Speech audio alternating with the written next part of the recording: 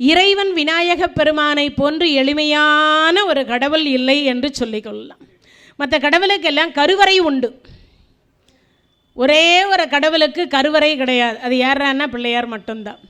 அரச மரத்தடியில் இருப்பார், வன்னிய மரத்தக்கடியில் இருப்பார், கேட்டு வாசலில் இருப்பார், முச்சந்திக்கு முச்சந்தி வச்சுருப்பாங்க. இவருக்குன்னு ஒன்றும் ஸ்பெஷல்லாம் ஒன்றும் கிடையாது. நீங்கள் நினைக்கிற மாதிரி விரதம் அது இதெல்லாம் சங்கடர் சதுர்த்தின்னு ஒன்று இருக்குது. இருந்தாலும் ஒன்றும் இல்லை, தலையில் ஒரு 3 குட்டு கொட்டி கொண்டு அதுக்கப்புறம் பார்த்தீங்கன்னா ஒரு 3 தோப்பு காரணம் போட சொல்லுவார். அதான் அவருக்குரிய ஸ்பெஷல் அப்படின்னு சொல்லிக்கலாம். அதனால் அந்த பிள்ளையாரை எப்படி அவருடைய அவதாரம் நடந்தது, அவருக்கு யானைத்தலை, பானவயிறு, மனித கால்கள் இதெல்லாம் எப்படி வந்தது? ஏன்னா நிறைய பேருக்கு ஒரு சந்தேகம் இருக்கும். அந்த அம்மா தலைச்சம் பிரசவம் பார்வதி அம்மாவுக்கு, யானைத்தலை, பானவயிறு, மனுஷக்கால், அந்த அம்மா எவ்வளவு கஷ்டப்பட்டு அந்த குழந்தைய பெற்றெடுத்திருப்பான்னு நிறைய பேருக்கு சந்தேகமெல்லாம் இருக்கும் இல்லையா? அதெல்லாம் இன்றைக்கி நிவர்த்தி அடைந்து கொள்ளலாம். விநாயகனே வெவ்வினையை வேறறுக்க வல்லான், விநாயகனே வேட்கை தணிவிப்பான், விநாயகனே விண்ணிற்கும் மண்ணிற்கும் நாதனுமாம், தன்மையினால் கண்ணீர் பனிமின் கனைந்து. நாம் கண்ணால் கண்டு மனசார பிரார்த்தனை பண்ணால் போதுமா, கண்ணால் பார்த்துட்டு கையெடுத்து கும்பிட்டா போதுமா, ஓடி வருவாராம் பிள்ளையார். அதை எப்படி நீங்கள் நினைக்கிற மாதிரி இல்லை. உதாரணத்துக்கு நாயை ஒப்பிடக்கூடாதுன்னு சொல்லுவாங்க. அவர் எப்படி பின்னாடி அந்த நாய் வருமா அது மாதிரி பின்னாடியே வந்துடுவாராம். ஐயோ என்னை கும்பிட்டு போகிறாரு, குழந்தைக்கு என்ன இருக்குமோ அப்படின்னு பின்னாடியே வருவாராம். அப்படிப்பட்ட ஒரு பெருமான் அப்படின்னா அது பிள்ளையார். அதனால் சமஷ்டி பிரணவம், வியட்டி பிரணவம்னு 2 பிரணவம் இருந்தது கைலாயத்தில். 2 கதை அவதாரத்தில்.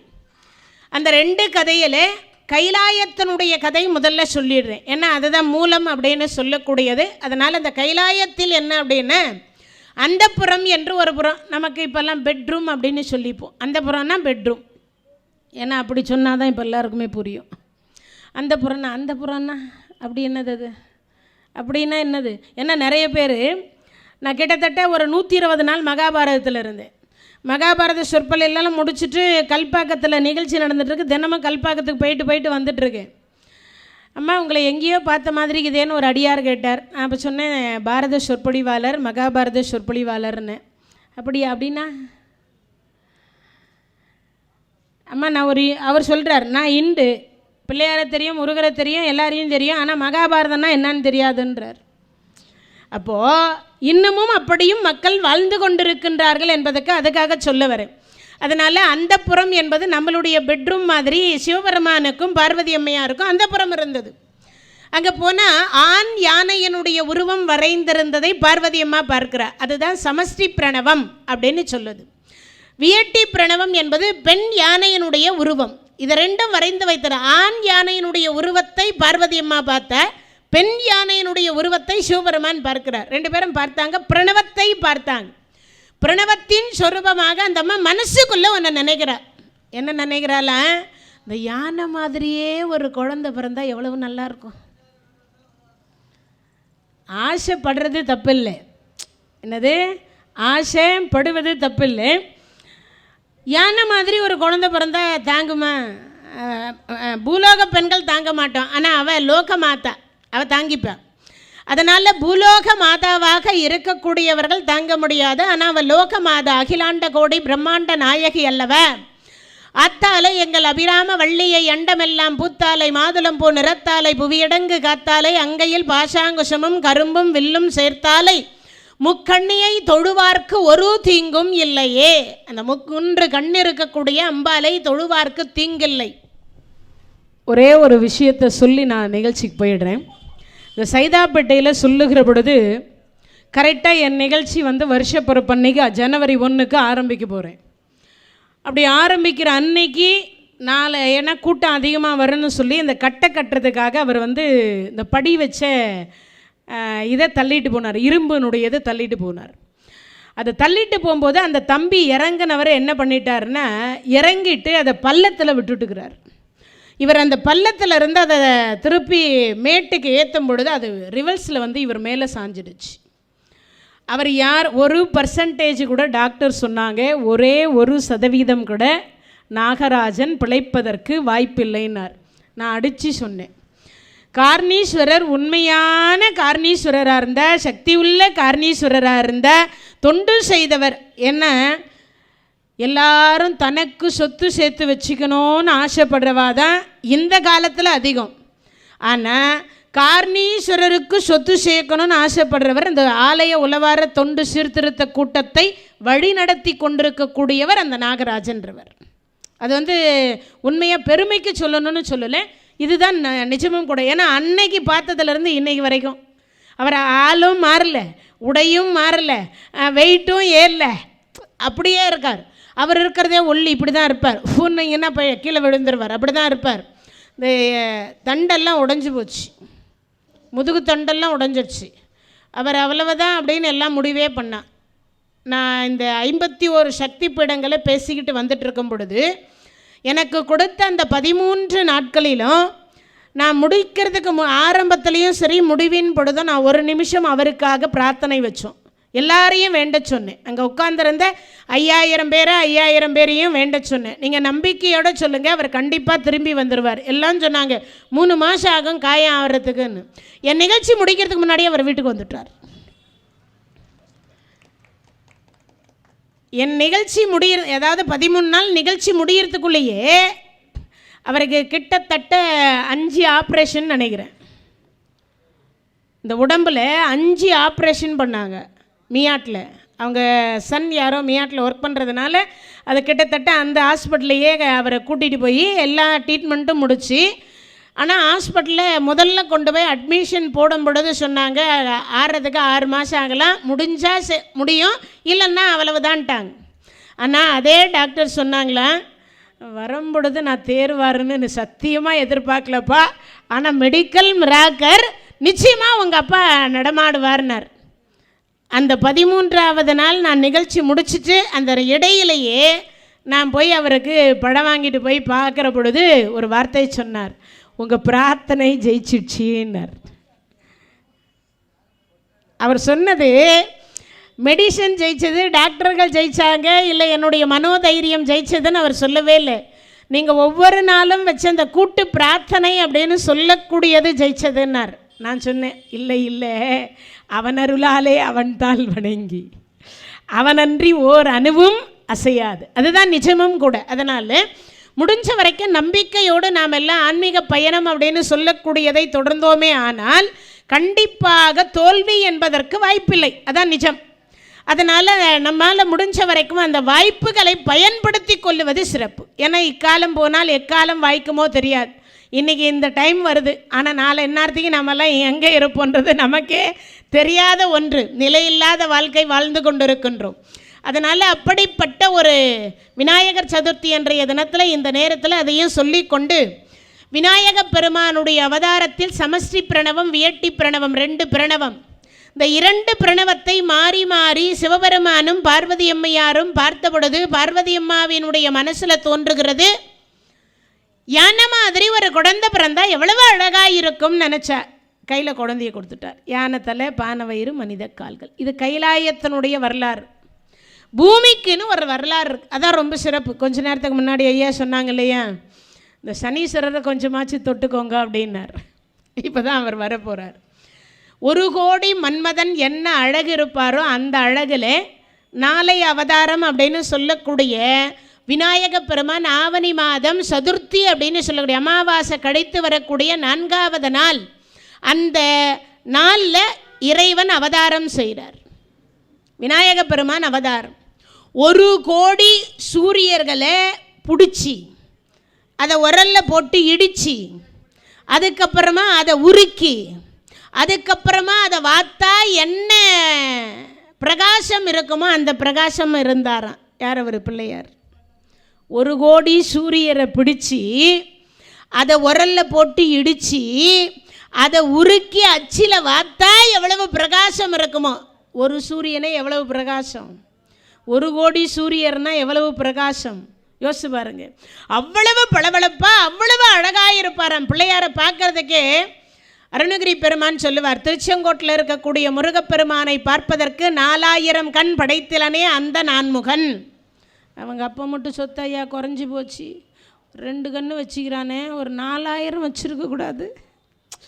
திருச்செங்கோட்டில் இருக்கிற முருகரை பார்க்க போகும்போது அவருக்கு அவ்வளவு தோணுச்சான், இவ்வளவு அழகான முருகனை நான் இன்ன வரைக்கும் பார்த்ததே இல்லையே, அந்த முருகர் இவ்வளவு அழகாக இருக்காரு, 2 கண் போதலையே அப்படின்னு நினச்சாரான். 2 கண் போதலையே அப்படின்னு நினச்சிட்டு அப்போ சொல்கிறார், என்ன சொல்கிறாரு, ஒரு வார்த்தை சொல்கிறார், 4000 கண் படைத்திலனே அந்த நான்முகன் அப்படின்னு சொன்னார். அது மாதிரி இப்போது பிள்ளையாரை பார்க்குறதுக்கு 4000 கண் பத்தலை எல்லாருக்கும். 33 கோடி தேவர்கள் போய் பார்க்குறாங்க. பிள்ளையார் அப்படின்னு எதற்கு பெயர் வந்தது அதை முதல்ல நம்ம தெரிஞ்சுக்கணும். முதல்ல கைலாயத்து கதை சொன்னேன் இல்லையா, அதில் உருவத்தில் பிழை இருப்பதனால பிழையார் பிழையார் பிழையார் பிழையார் என்பது மருவி பிள்ளையார் அப்படின்னு வந்ததாக ஒரு வரலாறு. 2வதாக சொல்லக்கூடியது என்ன அப்படின்னா, 2வதாக சொல்லக்கூடிய ஒரு வார்த்தை அப்படின்னு பார்த்தீங்கன்னா, அப்போ தான் அவர் சொல்கிறார், 2வது எதற்கு அவருக்கு பிள்ளையார் அப்படின்னா, அம்மை அப்பருக்கு என்னது பிள்ளை முதல் பிள்ளையாக பிறந்தது. மற்றவங்க எல்லாமே அவதாரத்தில் வந்தவர்கள், ஆனால் குழந்தையா மடியில் தவழ்ந்தவர் யாரான்னா பிள்ளையார். அம்மையப்பருக்கு பிள்ளை பிறந்ததுனால அவருக்கு என்ன பேர், பிள்ளையார். இப்பயும் நம்மெல்லாம் தமிழ் வழக்கப்படி ஒரு வார்த்தை சொல்லுவோம், என்ன சொல்லுவீங்க, பிள்ளை பிறந்துச்சா? எல்லாரும் கேட்குற கேள்வியே முதல்ல கர்ப்பமாக இருந்தாங்கன்னா பிள்ளை பிறந்துச்சா அதான் கேட்போம். முதல்ல அந்த அம்மையப்பருக்கு பிள்ளை பிறந்ததுனால அவருக்கு பிள்ளையார் அப்படின்னு ஒரு பேர் வந்துச்சு. அதுக்கப்புறம் தான் இந்த விநாயகர், அதுக்கப்புறம் தான் கணபதி, அதுக்கப்புறம் தான் ஒவ்வொரு பேர்களுக்கும் ஒவ்வொரு அவதாரத்தினுடைய காரணமாக அந்த பேர்கள் வந்தது. இப்போ அந்த பிள்ளை அப்படின்னு சொல்லக்கூடியது பிறந்ததுனால அவருக்கு பிள்ளையார் அப்படின்னு பேர் வச்சு அதுக்கப்புறம் அப்படியே வளருகிற பொழுது அன்னைக்கு பிறந்த அன்னைக்கு எல்லாரும் பார்க்கணும். ஏன்னா அம்மையப்பருக்கு குழந்தை பிறந்திருக்குன்னா சும்மாவா, நமக்கெல்லாம் கல்யாணம் ஆகிடுது. இந்த கல்யாணம் ஆன உடனே குழந்தை பிறந்துச்சுன்னா ஒரு பிரச்சனையும் இல்லை. கல்யாணம் ஆகி ஒரு 5 வருஷம் இல்லாமல் இருந்தால் என்னென்ன சொல்லுங்கள் பார்ப்போம். அப்போ எல்லாரும் கேட்பா, என்ன வீட்டில் ஒன்றும் இல்லையா, ஒரு புழு பூச்சி இல்லையா, விழுந்து விழுந்து சாமி கும்பிட்றீங்க, கோயில் கோயிலாக போகிறீங்க, வேண்டுதலாக வைக்கிறீங்க, கோயில் கட்டுறீங்க, கும்பாபிஷேகம் பண்ணுறீங்க, இன்னுமா கொடுக்கல இந்த கடவுள். கட்டில் நம்ம விருப்பத்துக்கு வருமா? கட்டில் இருக்கு, எத்தனை மனைவி வேணாலும் பண்ணிக்கலாம். வடநாட்டில் ஒருத்தர் 99 கல்யாணம் பண்ணிக்கினார். கல்யாணம் 99, வயசு 98. அவர் சொல்கிறார், 100வது கல்யாணம் பண்ணியாவது நான் ஒரு குழந்தைய பெற்றுப்பேன்றார். அப்போ 99 பேருக்கு இல்லைன்னு அர்த்தம். அதில் 36 பேர் போய் சேர்ந்துட்டா, மீதி இருக்கிறவங்களுக்கெல்லாம் ஜீவன் அம்சம் போகுது. அப்பயும் அந்த மனுஷன் சொல்கிறாராம், 100வது பண்ணியாவது நான் ஒரு குழந்தைய பெற்றுப்பேன். கட்டில் நம்ம விருப்பத்திற்கு வரும், தொட்டில் உள்ளே இருக்கிறவர் கொடுத்தா உண்டு, இல்லைன்னா இல்லை. அதுக்கு ஒரு 3 காரணம். என்னென்னா, முதல் காரணம் அமாவாசை திதி கொடுக்கலன்னா குழந்தை பிறக்காது. பெரும்பாலும் நம்மெல்லாம் தாத்தா பாட்டி கொடுத்தாலா, கண்டிப்பாக அமாவாசைன்னா தாத்தா பாட்டி அன்னைக்கு உபவாசம் இருந்திருப்பா. கண்டிப்பாக ஒரு பிடி சோறு காக்காய்க்கு வச்சுட்டு தான் சாப்பிட்ருப்பா. நீங்கள் இட்லியோ பொங்கலோ பூரியோ சாப்பாடோ எதுவோ சாப்பிட்றதுக்கு முன்னாடி ஒன்றும் இல்லை, ஒரு கற்பூரத்தை அங்கே ஏற்றி வைத்து விட்டு இறந்தவர்கள் பெயரை சொல்லி நினச்சிட்டு ஒன்றும் இல்லை, அந்த தண்ணி அப்படி குறுக்க ஊற்றிட்டு அந்த கற்பூரம் எரியிற இடத்துல அப்படி குறுக்கல ஒரு நீர் என்று சொல்லக்கூடியதை வாய்த்து நிவேதயாமி அப்படின்னு சொல்லுவோம் இல்லையா, அதனால் அந்த தண்ணி அப்படி விட்டுட்டு ஒரு பிடி சாப்பாட்டை கொண்டு போய் காக்காய்க்கு வைக்கணும், அவ்வளவுதான். இதுவே நம்மெல்லாம் செய்யறதுக்கு யோசிக்கிறோம். யாவர்க்குமாம் இறைவனுக்கு ஒரு பச்சிலை, யாவர்க்குமாம் பசுவிற்கு ஒரு வாய்வரை, யாவர்க்குமாம் உண்ணும் போது ஒரு கைப்பிடி, யாவர்க்குமாம் பேசுகிற பொழுது இன்னுரை தானே. திருமூலர் திருமந்திரத்தில் சொன்ன வாக்கு. இதுக்கு நிறைய பலன் உண்டு, நிறைய அர்த்தமும் உண்டு. அது மாதிரி ஒரு பிடி காக்காய்க்கு சோறு வைக்கலைன்னா குழந்தை பாக்கியம் கிடைக்காது. ஏன், கோடி கோடியாக சொத்து சேர்த்து வச்சுருக்கேன், நீ எனக்கு அமாவாசைக்கு திதி கொடுக்கலன்னா, நிறைய பேர் அதை யோசிக்கிறாங்க, கொடுக்கலன்னா என்ன ஆகும். இந்த ஆன்மா பிரிஞ்சிட்டதுக்கு அப்புறமா தினமும் அந்த ஆன்மா போய் கைலாயத்தில் இருக்கிற இறைவனை போய் வழிபாடு செய்யணும். அது மாதத்துக்கு ஒரு மாட்டி அமாவாசை அன்றைக்கி தான் அவங்களுக்கு செத்து போனவங்களுக்கு எல்லாம் கிடைக்கக்கூடிய அற்புதமான ஒன்று. அப்படி போய் நாம் இங்கே திதி கொடுக்கலனா, திதினா நீங்கள் நினைக்கிற மாதிரி ஐயரை வச்சு கொடுக்கறதுக்கு மட்டும்தான் திதின்னு கிடையாது. அமாவாசை கும்பிட்றதுக்கு பேரும் திதின்னு ஒரு அர்த்தம் உண்டு. அதனால் இங்கே அதை செய்யலைன்னா அங்கே அவருக்கு முன்னாடி ஸ்க்ரீன் போட்டுருவா. கைலாயத்தில் போன உடனே அடுத்த அமாவாசை வரைக்கும் அவர் நின்றுருக்கணும் லைனில். அடுத்த அமாவாசையும் கும்பல்லையா மறுபடியும் ஸ்க்ரீன் போடுவா. இந்த யம தர்மராஜாவுக்கு வேலையாக தான் எது கடவுள் முன்னாடி ஸ்க்ரீன் போடுற வேலை. என்ன கர்மா பண்ணியும் செத்து நம்ம மெட்ராஸில் இதுதான் ரொம்ப ரொம்ப முக்கியம். என்ன பண்ணி வச்சுருக்கிறோம் தெரியுமா? இந்த நீந்தறதுன்னு ஒன்று இருக்குது. அமாவாசை அன்னைக்கு வாங்கிட்டு வந்து ஃப்ரிஷர்லேயாவது அடுக்கி வச்சுருவா. அதை விலை கம்மின்னு. அன்றைக்கி தான் கொஞ்சம் விலை கம்மியாக இருக்குமா. புரியுதா நான் சொல்கிறது? என்ன சொன்னேன்? இந்த நீந்தறதுன்னா என்னது? அப்போ பரவாயில்ல, ஷார்ப்பாக இருக்கா. அப்போது அந்த மீனை கொண்டு வந்து வாங்கிட்டு வந்து ஃப்ரீசரில் வச்சுருவாள் அமாவாசையானா. அதனால் அது பாட்டுக்கு அது கிடக்குது, ஃப்ரிட்ஜுக்குள்ளே கிடக்கட்டும். என்ன இப்போது 2 நாள் கழித்து சாப்பிட்லாம். அப்போது அதெல்லாம் தப்புன்றா. நான் சொல்லலை, இந்த பிள்ளை இல்லாமல் போகிறதுக்கு இதெல்லாம் காரணமாக இருக்கின்றதா. ஏன்னா இன்றைய தினத்தில் ஒரு சர்வே சொல்லுது, 1500 திருமணமானவர்களை ஒரு சர்வே எடுத்த பொழுது கிட்டத்தட்ட ஒரு 450 பேருக்கு தான் 1 வருஷம் 2 வருஷத்துக்குள்ளே குழந்தை பாக்கியம். மீதம் இருக்கக்கூடிய ஒரு 400 பேருக்கு ட்ரீட்மெண்ட் மூலியமாக, மற்றவங்களுக்கு இல்லவே இல்லை. அதுக்கெல்லாம் என்னடா காரணம்னா அமாவாசை கும்பிட்றதில்ல. அதை கேட்டால் வேற நம்ம பெண்கள் வேற ஒரு பழமொழி சொல்கிறாங்களாம், எங்கள் மாமியார் பழக்கம் இல்லைன்னு சொல்லிட்டாங்க. மாமியார் பழக்கம் இல்லைன்னு சொல்லிட்டாங்கன்னு இவங்களும் விட்டுறா. நான் எல்லா பெண்கள் இடத்துலையும் சில கேள்வி கேட்பேன். மாமியார் கேஸ் பயன்படுத்தினாலா? Mixie, grinder, fridge, washing machine பயன்படுத்தினாலா? மாமியார் தங்கத்தில் தாலி சரடு போட்டாலா? ஸ்டிக்கர் ஒட்டி கிரைனேட் போட்ட கல்லில் வாழ்ந்தாளா மாமியா? இல்லையா? இதெல்லாம் நாமெல்லாம் அனுபவிச்சுன்னு தானே இருக்கோம். ஆனால் நம்ம பழக்க வழக்கங்களை மட்டும்தான் இப்போல்லாம் சில பேர் என்ன பண்ணுறான்னா, அதுக்குன்னே சில பேர் இந்த யூடியூப்பில் கொடுக்குறான், பழக்கம் இல்லாத செயலை செய்யக்கூடாது, மாமியார் பழக்கப்படுத்தி இருந்தால் மட்டும் செய்யுங்க, இல்லைன்னா உங்கள் குடும்ப வழக்கம் இல்லைன்னா செய்யாதீங்க. அமாவாசை கும்பிட்றது எந்த குடும்பத்துக்கும் வழக்கம், ஆனால் அதை சொல்லி கொடுத்துட்றா. ஆனால் இதை செய்தால் குழந்தை பாக்கியம் கிடைக்கும் எல்லா பெண்களுக்குமே. இது செய்யாமல் போனால் மூதாதையர்கள் சாபம் வருமா. அதுக்காக தான் இந்த ஜோதிடர்கள் ஒரு கணிப்பு கணிச்சு சொல்வார், ராமேஸ்வரத்தில் போய் திலக் யாகம் பண்ணிட்டு வாங்கோ, அப்போ தான் குழந்தை பிறக்கும்பா, அப்போ தான் கல்யாணம் ஆகும்பா, அப்போ தான் அதை விட என்ன நடக்கும், கல்யாணம் நடக்கிறதோட மட்டும் இல்லை, வேலை கிடைக்கும், நல்லா இருப்பாங்க, குடும்பம் செழிப்பாக இருக்கும் அப்படின்ற ஒரு வார்த்தையும் சொல்லுவாங்க அந்த இடத்துல. அதுக்கு எதுக்கு காரணம்னா, அந்த மூதாதையர்கள் சாபம் இருந்தால் குழந்தை பாக்கியம் கட்டாகும். 2வது காரணம், குலதெய்வத்தை வழிபாடு செய்யலன்னாலும் கட்டாகும். எல்லாருக்கும் ஒரு குலதெய்வம் இருக்கும். அந்த குலதெய்வத்தை ஒரு 3 மாதத்துக்கு ஒரு தடவை, 6 மாதத்துக்கு ஒரு தடவை, அதே மாதிரி வருஷத்திற்கு ஒரு தடவையாவது அபிஷேக ஆராதனை பண்ணி ஒரு பொங்கல் வைக்கணும், அவ்வளவுதான். அந்த பொங்கல் வச்சுட்டு பச்சை மாவில் விளக்கு போடுவாங்க. ஆனால் இப்போல்லாம் எல்லாம் மிஷின் மாவு தான், எல்லாம் வாங்கிட்டு வந்து அப்பயே போட்டு அப்பயே வெள்ளத்தை போட்டு ஏதோ ஒன்று திடீர்னு போட்டு ஏற்றுறோமா, முஞ்சி போச்சு அப்படின்னு 5 மணி நேரம் ஊற வைப்பான் அந்த காலத்தில் விளக்கு மாவுக்கு போடணுன்னா. அதுக்கப்புறம் அதை இடித்து அதை ஜலிச்சு, அதுக்கப்புறம் அதை வெள்ளை பாகு எடுத்து அதுக்குள்ள கொட்டி, அதுக்கப்புறம் அதை விளக்கு பிடிச்சி அதில் நெய்யை நினச்சி ஒரு திரி போட்டு விளக்கு ஏற்றுவா.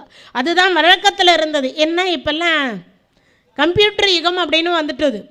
அதுபோல் இப்போது குலதெய்வ வழிபாடு என்பது இல்லாமல் போச்சுன்னா குழந்தை பாக்கியம் கட்டாகும். அதற்கு அடுத்தாற் போல் என்னது அப்படின்னா, உங்களுக்கு எல்லாருக்கும் தெரிஞ்ச விஷயந்தான், சிவன் சொத்து குலநாசம். மொத்தத்தில் கோயில் சொத்து குலநாசம். நமக்கு சொத்து சேர்த்து வைக்கணும். நம்ம அப்பா அம்மா யாராவது தவறுகள் செய்து ஒரு கோயிலிருந்து 1 ரூபாய் எடுத்திருந்தாலும் அதற்கு பெனால்ட்டி போட்டு 1 கோடி ரூபாய் அந்த கோயிலுக்கு போய் சேருமா. சந்ததி இருந்தால் தானே அனுபவிக்க முடியும். சந்ததி இல்லைன்னா எங்கு எடுக்கப்பட்டதோ அங்கேயே போய் அந்த சொத்துக்கள் சேர்ந்து விடுமா. அதுக்கு தான் சொன்னது சிவன் சொத்து குலநாசம் அப்படின்னு சொன்னது. இப்போ அது மாதிரி இங்கே சொல்லப்படக்கூடியது என்னென்னா, குழந்தை பிறந்திருக்கின்றது. எல்லாரும் அம்மையப்பருக்கு குழந்தை பிறந்திருக்கேன்னு எல்லாரும் வந்து பார்த்தா, ஏன் நமக்கும் குழந்தை பிறக்கணுமே, அம்மையப்பர் ஆசீர்வாதத்தோடு பிள்ளையார் ஆசீர்வாதமும் வேண்டுமல்லவா அப்படின்னு சொல்லி எல்லாரும் வந்தாங்க. 33 தேவர், உருத்திரர் 11 பேர், ஆதித்தர் 12 பேர், அஷ்டவசுக்கள் 8 பேர், அஸ்வினி தேவர்கள் 2 பேர், மொத்தம் 33 பேர். ஒரு ஆளுக்கு 1 கோடி பேர் பணியாளர்கள். நாமே 4 வேலைக்காரர்கள் வச்சிருக்கும் போது தேவர்கள் வச்சுக்க கூடாதா? இப்பெல்லாம் வேலைக்காரி இல்லைன்னா பொண்ணு கொடுக்க மாட்டேன்றாங்க. வீட்டில் அதோட என்ன தெரியுமா, ஃப்ரிட்ஜ் இருக்கணும், வாஷிங் மிஷின் இருக்கணும், கிரைண்டர் இருக்கணும், கார் இருக்கணும், சொந்த வீடு இருக்கணும், 1.5 லட்சம் 2 லட்சம் 3 லட்சம் மாதம் சம்பளம் வாங்கணும், அதே மாதிரி வேலைக்காரி இருக்கணும். ஆனால் மாமனார் மாமியார் மட்டும் இருக்கவே கூடாது. அப்படியே இருந்தாலும் கல்யாணம் ஆன 3 நாளில் தனியாக வச்சு, இவெல்லாம் அந்த மாதிரி ஆகிப்போச்சு. அக்ரிமெண்ட்டில் தான் கல்யாணமே ஓடுது நிறைய. அதனால் அப்படி ஒரு செயல் உண்டு. சிவன் சொத்து குலநாசம், மொத்தத்தில் கோயில் சொத்து. இப்போ பிள்ளையாரை பார்ப்பதற்கு 33 கோடி தேவர்கள், அவங்களுக்கு ஒரு ஆளுக்கு 1 கோடி பேர், தேவர்கள் 33 பேர் தான், ஒரு ஆளுக்கு 1 கோடி பேர் பணியாளர்கள் போனாங்க. இப்போ இவங்க எல்லாரும் போய் இறைவனை தரிசனம் பண்ணுறாங்க. அப்போ அந்த 8 9 பேர் நவகிரகம் இருக்காங்களே, அவங்களும் போனோம் தானே. இந்த நவகிரகத்தில் 8 பேர் போய் பார்த்தா, யார்? பிள்ளையார். அம்மையப்பருக்கு பிள்ளை பிறந்திருக்கு, என்ன அழகு, எனக்கும் பிள்ளைன்னு ஒன்று பிறந்திருக்கு, இருட்டில் பிடிச்ச கொழுக்கட்டை மாதிரி இருக்குது. ஆனால் பார்க்க 4000 கண்ணு இல்லை 40,000 கண்ணு இருந்தாலும் பார்க்கறதுக்கு அவ்வளவு அற்புதமாக இருக்கும். பிள்ளையாரை பார்க்கணுன்னா சாதாரணமாக பார்க்க வேண்டாம் அப்படின்னு சொல்லி அந்த மாதிரி எல்லாரும் பார்த்து பார்த்து ரசிக்கிறாங்க. அந்த கால்களை கண்களை எல்லாவற்றையும் பார்த்து பார்த்து ரசித்தாங்க. அப்படி ரசித்து கொண்டே வந்தவர்கள் என்ன பண்ணாங்கன்னா, என்ன நம்ம கூட்டத்தில் ஒருத்தர் குறையுது, 8 பேர் தான் இருக்கும், ஒருத்தரை காணமே. அப்போ தான் பார்த்தார், சனீஸ்வரர் வரல. அப்படியா, ஏன் வரல தெரியலப்பா, ஒருவேளை அவருக்கு ஜுரங்கிறம் வந்திருக்குமோ. நீங்கள் வேறு, அவருக்கு எல்லாருக்கும் ஜுரம் வைக்கிறவரே அவர் தான், அவருக்கு போய் ஜுரம் வருமா? வராது. உடனே பார்த்தார், சரி நம்ம போகிறதுமே போகிற வழியில் சனிக்கிட்ட சொல்லிட்டு போகலான்னு எல்லாரும் 8 பேர் வந்தாங்க. சனீஸ்வரா, பிள்ளையார் என்னம்மா அழகாக இருக்கிறார், கைத்தலை நிறைகனி அப்பமோட அவல் பொறி கப்பிய கரிமுகன் அடிபேணி, அப்பேடி அவ்வளவு ஒரு அழகாக இருக்கிறார், மத்தமும் மதியமும் வைத்திடும் அரண்மகன் மற்பொருள் திரள் போய மத யானை, அப்பேற்பட்ட ஒரு அழகாக இருக்கிறார், அவருடைய அழகை வர்ணிக்க முடியாது. அப்படியே சரி அம்மா, நானும் போய் பார்த்துட்டு வரேனே. இந்த மனைவி அமைவதெல்லாம் யார் கொடுத்த வரப்பிரசாதம்? இறைவன் கொடுத்த வரப்பிரசாதம். கணவனை சொல்லியிருக்கலாமா, அப்பம்மாவை சொல்லியிருக்கலாமா, பிள்ளைகளை சொல்லியிருக்கலாமா, மாமனார் மாமியாரை சொல்லியிருக்கலாமா, அடை வேறு எதையாவது சொல்லியிருக்கலாமில்ல. ஆனால் ஏன் இந்த மனைவியை மட்டும் அவ்வளவு ஸ்ட்ராங்காக சொன்னாங்க? மனைவி அமைவதெல்லாம் இறைவன் கொடுத்த வரப்பிரசாதம். அதுக்கப்புறம் இன்னொரு பழமொழியும் உண்டு மனைவிக்கு, தாய்க்கு பின் தாரம். மற்றவங்க யாருக்காவது இந்த பழமொழி இருக்கா பாருங்க? இருக்காது. அண்ணன் தம்பிங்களுக்கு, கணவருக்கு, அப்பம்மா, அதெல்லாம் இல்லை. முழுக்க முழுக்க இருக்கிறது யாருக்கு? மனைவிக்கு. அப்போ அந்த மனைவி என்கின்றவள் நல்லவளாக வாய்க்கணும். இந்த சனீஸ்வர பகவான் பார்த்தீங்கன்னா மனைவி அமைந்தது மந்தமாதேவின்னு பேர். அந்த அம்மா வாச்சுட்டா, இவர் என்ன பண்ணுறது, எங்கேயும் கூட்டு போக மாட்டார். இப்போ இருக்கிற மனைவிக்கெல்லாம் எது இருக்குதோ இல்லையோ, கார் இருக்கணும், இல்லைன்னா பைக் இருக்கணும். நான் என் பையனுக்கு பொண்ணு பார்த்துட்டே இன்னமும் முடிவு அடையலை, இன்னும் பார்த்துட்டே தான் இருக்கேன். அப்போ சொல்கிற பொழுது அதில் ஒரு பெண் சொன்னான், நான் வேலைக்கு போவேன், திங்கள்லேருந்து வெள்ளி வரைக்கும் வேலைக்கு போவேன், சனிக்கிழமை அன்னைக்கு ஃபுல்லாக தூங்குவேன், ஞாயிற்றுக்கிழமை அன்னைக்கு பார்த்தீங்கன்னா காத்தால் வீட்டுக்கார் ஒன்று புல்லட் எடுக்கணும், இல்லைன்னா பைக் எடுக்கணும், இல்லைன்னா கார் எடுக்கணும். காலையில் 10 மணிக்கு போனால் இரவு 10 மணிக்கு தான் வருவேன். இப்போ இருக்கிற பெண்கள் ஆர்டரில் தான் சாப்பிடுவேன், உண்டா இல்லையா? ஆமாம், அது மாதிரி தான் சாப்பிடுவேன்னு வாங்க. அதுபோல் மனைவின்றதோ அந்த மாதிரி உண்டு. இப்போ என்னடான்னா, இந்தம்மா பீச்சுக்கு கூட்டு போகல, பார்க்குக்கு போகலன்னெல்லாம் நினைக்கல. அந்தம்மா என்ன நினைக்கிறா, ஒரு யாகம் இல்லை, ஒரு கிரகப்பிரவேசம் இல்லை, ஒரு கல்யாணம் இல்லை, எதுக்குமே இவர் நம்மளை அழைத்து கொண்டு போக மாட்டேன்றாரே, இவர் மட்டும் தனியாக போகிறாரே. மனைவி பார்த்தா, நீ போகிற இடமெல்லாம் நாசமாக போகட்டும்,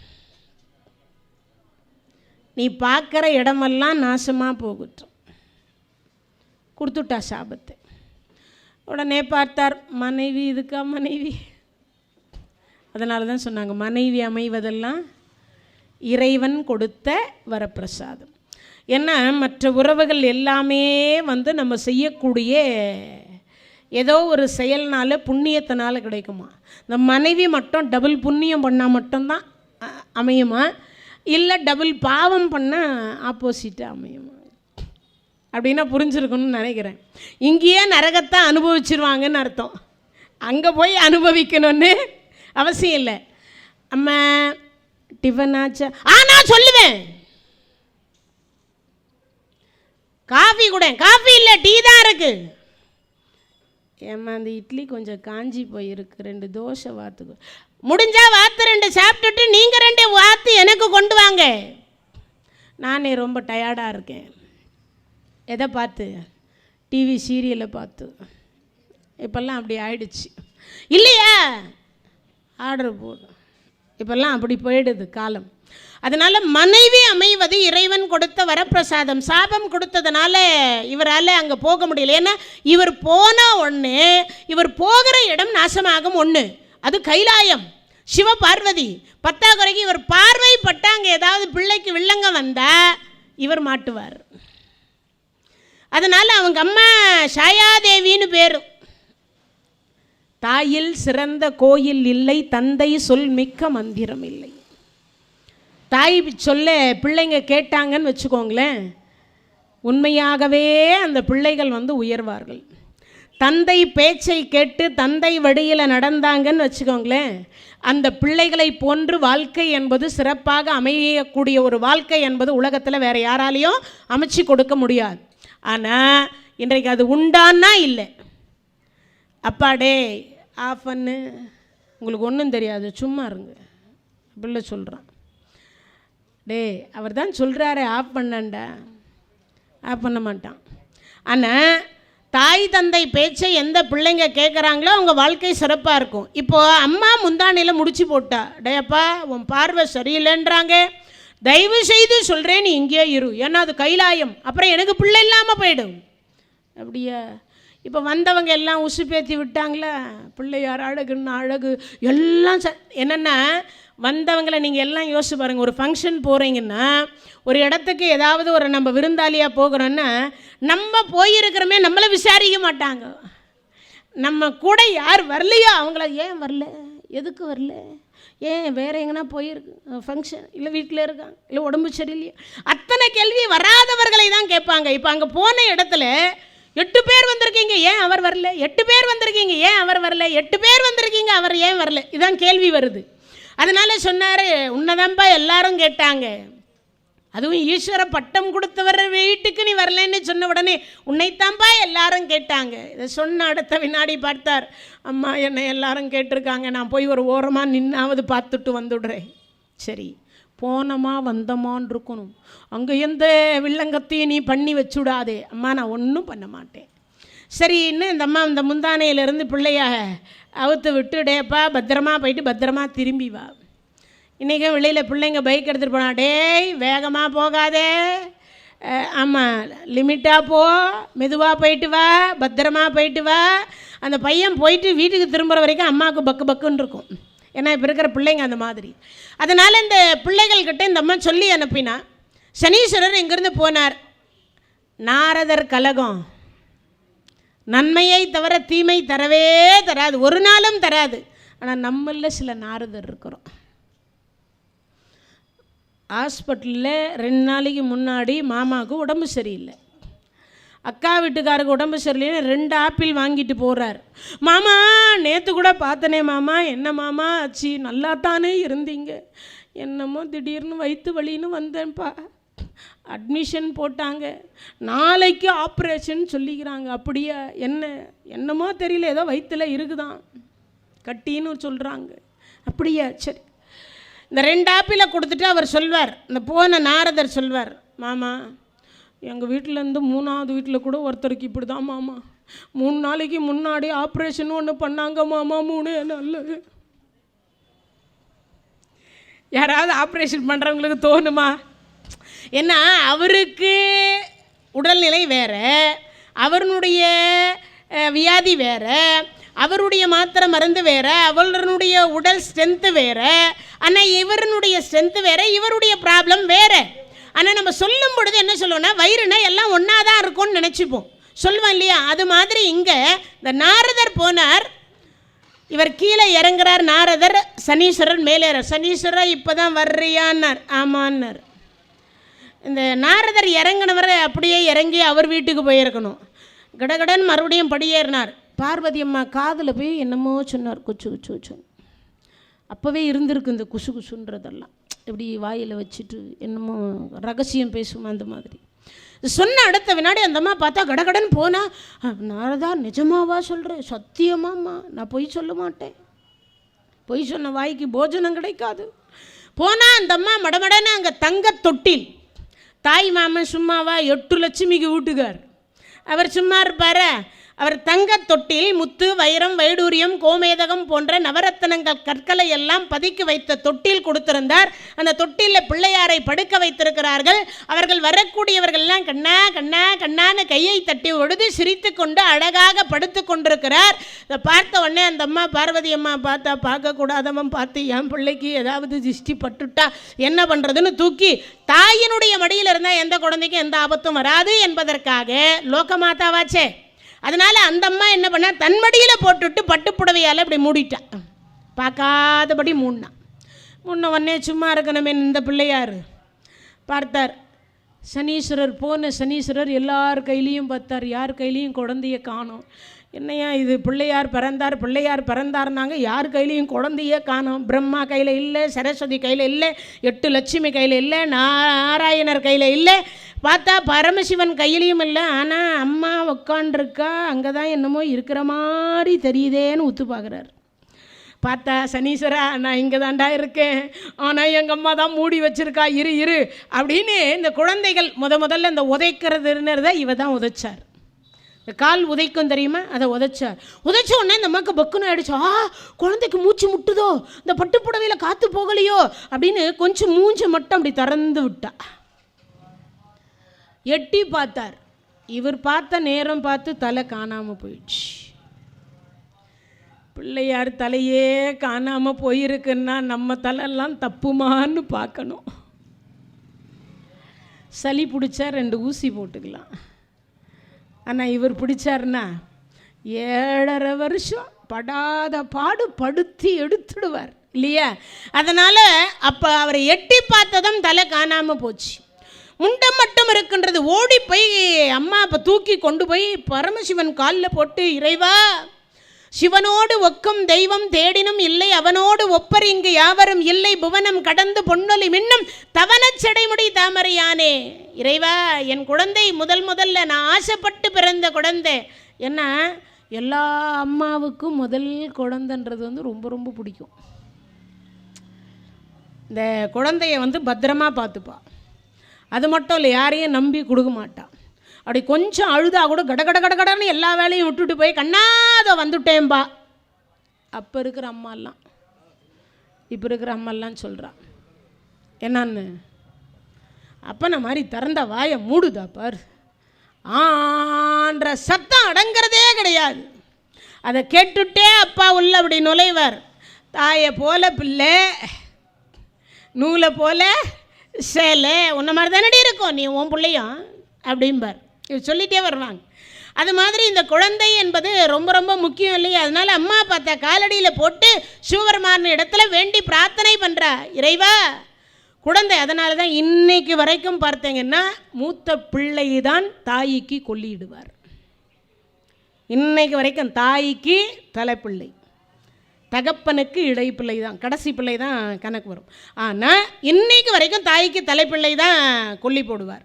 ஒத்த பிள்ளையாக இருந்தால் அவரே அப்பாவுக்கு அம்மாவுக்கு 2க்கும் போடுவார். இதுக்கு என்ன காரணம்னா, 10 மாதம் சுமந்து முதல்ல கருவை சுமக்க ஆரம்பித்ததுனால அந்த கருவிலிருந்து பிறந்த முதல் பிள்ளை தான் தாய்க்கு கொல்லிடணும் என்பது அன்னையிலிருந்து இன்னைக்கு வரைக்கும் விதிக்கப்பட்ட ஒன்று. இப்போ அந்த அம்மா அழுது தொழுதா, இந்த குழந்தை பிராணன் வரலன்னா நான் பிராணனை விட்டுடுவேன்னா, பிராணன்னா உயிர், இந்த குழந்தைக்கு உயிர் வரலன்னா நான் உயிரை விட்டுடுவேன்னா. லோகமாத்தா உயிரை விட்டுவிட்டா கதி என்ன ஆகும்? சிவபெருமானில் பாதி இல்லையா, அம்மை எப்பர். அதனால் சிவபெருமான் பார்த்தார், அம்மா ஒன்றும் கவலைப்படாதே அப்படின்னு சொல்லிட்டு நம்ம ரத்தின விநாயக பெருமானுடைய ஆலயத்தில் இருக்கக்கூடிய கால பைரவரை வரவழைத்தார். யாரை கூப்பிட்டா? 2வது. ஏன்னா சிவபெருமானுக்கும் பார்வதி அம்மையாருக்கும் 4 திருக்குமாரர்கள். எத்தனை பேருக்கு தெரியும்?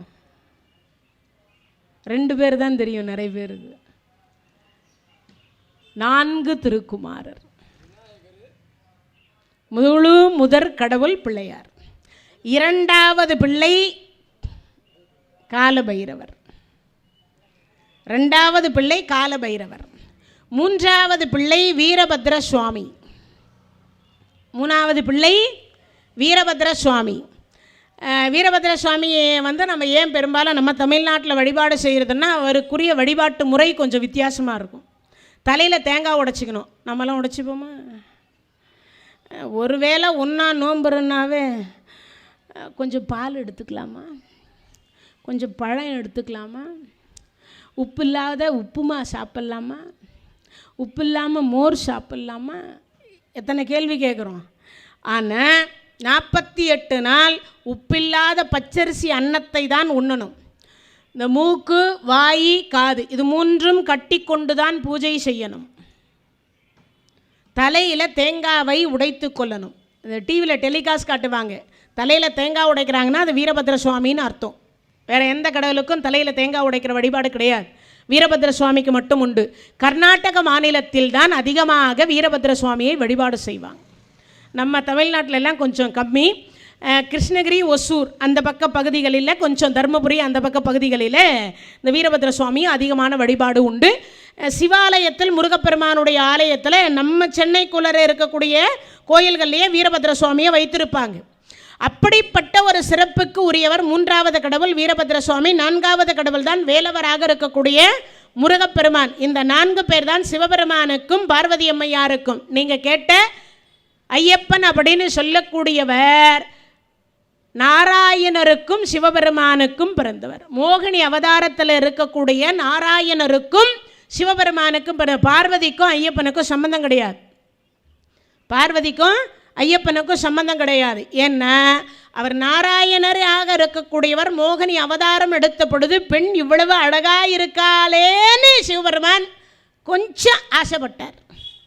அந்த ஆசையினால், என்ன ஐயப்பன் ஒருத்தர் பிறக்கணும் இல்லையா, அவதாரம் நடக்கணும் இல்லையா, அந்த அவதாரத்திற்காக அவர் ஆசை அப்படின்னு சொல்லக்கூடியது அங்கே சொல்லப்பட்டது. இப்போ இறைவனுடைய கருணையினாலே சிவபெருமானுக்கும் பார்வதி அம்மையாருக்கும் 2வது பிள்ளை காலபைரவர். அவர்தான் காசியம்பதியினுடைய காவல் தெய்வம். அஷ்டபைரவர்கள் 8 திக்கும். காசியிலிருந்து நீ ஒரு குங்குமம் எடுத்தினா கூட, ஒரு தீர்த்தம் எடுத்துகிட்டு வந்தாலும் காலபைரவன் அனுமதி இல்லாமல் வெளியில் வராது. காலபைரவரை வைத்துத்தான் அங்கிருந்து எல்லா பொருள்களும் எடுக்கப்படும். அதே மாதிரி சனியினுடைய தொல்லை அதிகமாக இருந்ததுன்னா காலபைரவரை வழிபாடு செய்தீங்கன்னா சனியினுடைய தொல்லை குறையும். ஏன்? காலபைரவரனுடைய குரு அப்படின்னு சொல்லக்கூடிய, அதாவது பார்த்தீங்கன்னா சனியினுடைய குரு என்று சொல்லக்கூடியவர் காலபைரவர். அவர் தான் குருநாதர். சனிக்கு யாரா குருன்னா காலபைரவர் தான் குருநாதர். இப்போ காலபைரவரை படைத்து விட்டார். காலபைரவருக்கு ஆடை கிடையாது, ஞானமே ஆடை, அறிவு தான் அவருக்கு ஆடை. அதனால தான் எல்லா கடவுளுக்கும் ஆடை உடுத்தி இருப்பாங்க. காலபைரவருக்கு மட்டும் ஆடை உடுத்தி இருக்க மாட்டாங்க. அவர் நிர்வாண கோலத்தில் பிறந்த மேனியிலே இருப்பார். அது ஏன் அப்படின்னா இந்த காரணத்தினால தான் இந்த கார்த்திகை மாதம் தேய்பிரை அஷ்டமி தினத்தில் அவருடைய அவதாரம். இவர் ஆவணி மாதத்தில் அவதாரம் செய்தார். ஏன்னா நம்ம கால அளவு வேற, கடவுளினுடைய கால அளவு வேற. உடனே கன்ஃபியூஷன் பண்ணிக்கூடாது. இது என்னது, இது ஆவணி மாதம் ஆனால் அது கார்த்திகை மாதம். என்ன தேவர்களுக்கு அப்படின்னு சொல்லக்கூடியது. நான் அளவு சொல்கிறேன், இதை நோட் பண்ணி வச்சுக்கணும் எல்லாரும். இது படிக்கிறதுக்கே எனக்கு ஒரு 18 வருஷம் ஆச்சு. எவ்வளோ ஆச்சு? 18 வருஷம் ஆச்சு. அதை படித்து மெமரி பண்ணுறதுக்குள்ளே பாதி உசுறு போச்சு. நமக்கு ஒரு வருடம், தேவர்களுக்கு ஒரு நாள். மார்கழி மாதம் விடியற்காலை பொழுதுதான் தேவர்களுக்கு. ஆதியும் அந்தமும் இல்லா அருப்பெரும் ஜோதியை எம் பாட கேட்டேயும் மாணிக்க வாசக பெருமான் பாடுவார் இல்லையா.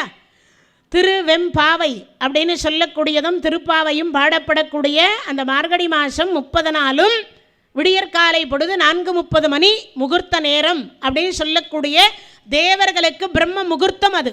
அதனால தான் உங்களை எல்லாம் அந்த பிரம்ம முகூர்த்தத்தில் தேவரோடு தேவராக நீங்களும் எழுந்து போய் வழிபாடு செய்தீங்கன்னா பகவான் கீதையில் சொல்லுவார், மாதங்களில் நான் மார்கழியாக இருக்கின்றேன் அப்படிம்பார். அப்போ அப்படிப்பட்ட மாதமான மார்கழி மாதத்தில் நாம் வழிபாடு செய்த தேவர்களோடு வழிபாடு செய்த ஒரு வருஷத்து வழிபாட்டை ஒரே மாதத்தில் முடிச்சுக்கலாம். மற்ற 365 நாளில் 11 மாதம் கோயிலுக்கு போகலனால பிரச்சனை இல்லைன்னு அர்த்தம். அதனால தான் இந்த மார்கழி மாதம் அவ்வளவு முக்கியத்துவம் வாய்ந்தது. இப்போது நமக்கு ஒரு வருடம், தேவர்களுக்கு ஒரு நாள். இது நாளாகி, யாருக்கு? தேவர்களுக்கு நாளாகி, நாள் மாசமாகி, மாசம் ஆண்டாகி, அதில் 12,000 ஆண்டு காலம் வருகிற பொழுது பிரம்மாவுக்கு ஒரு நாள்.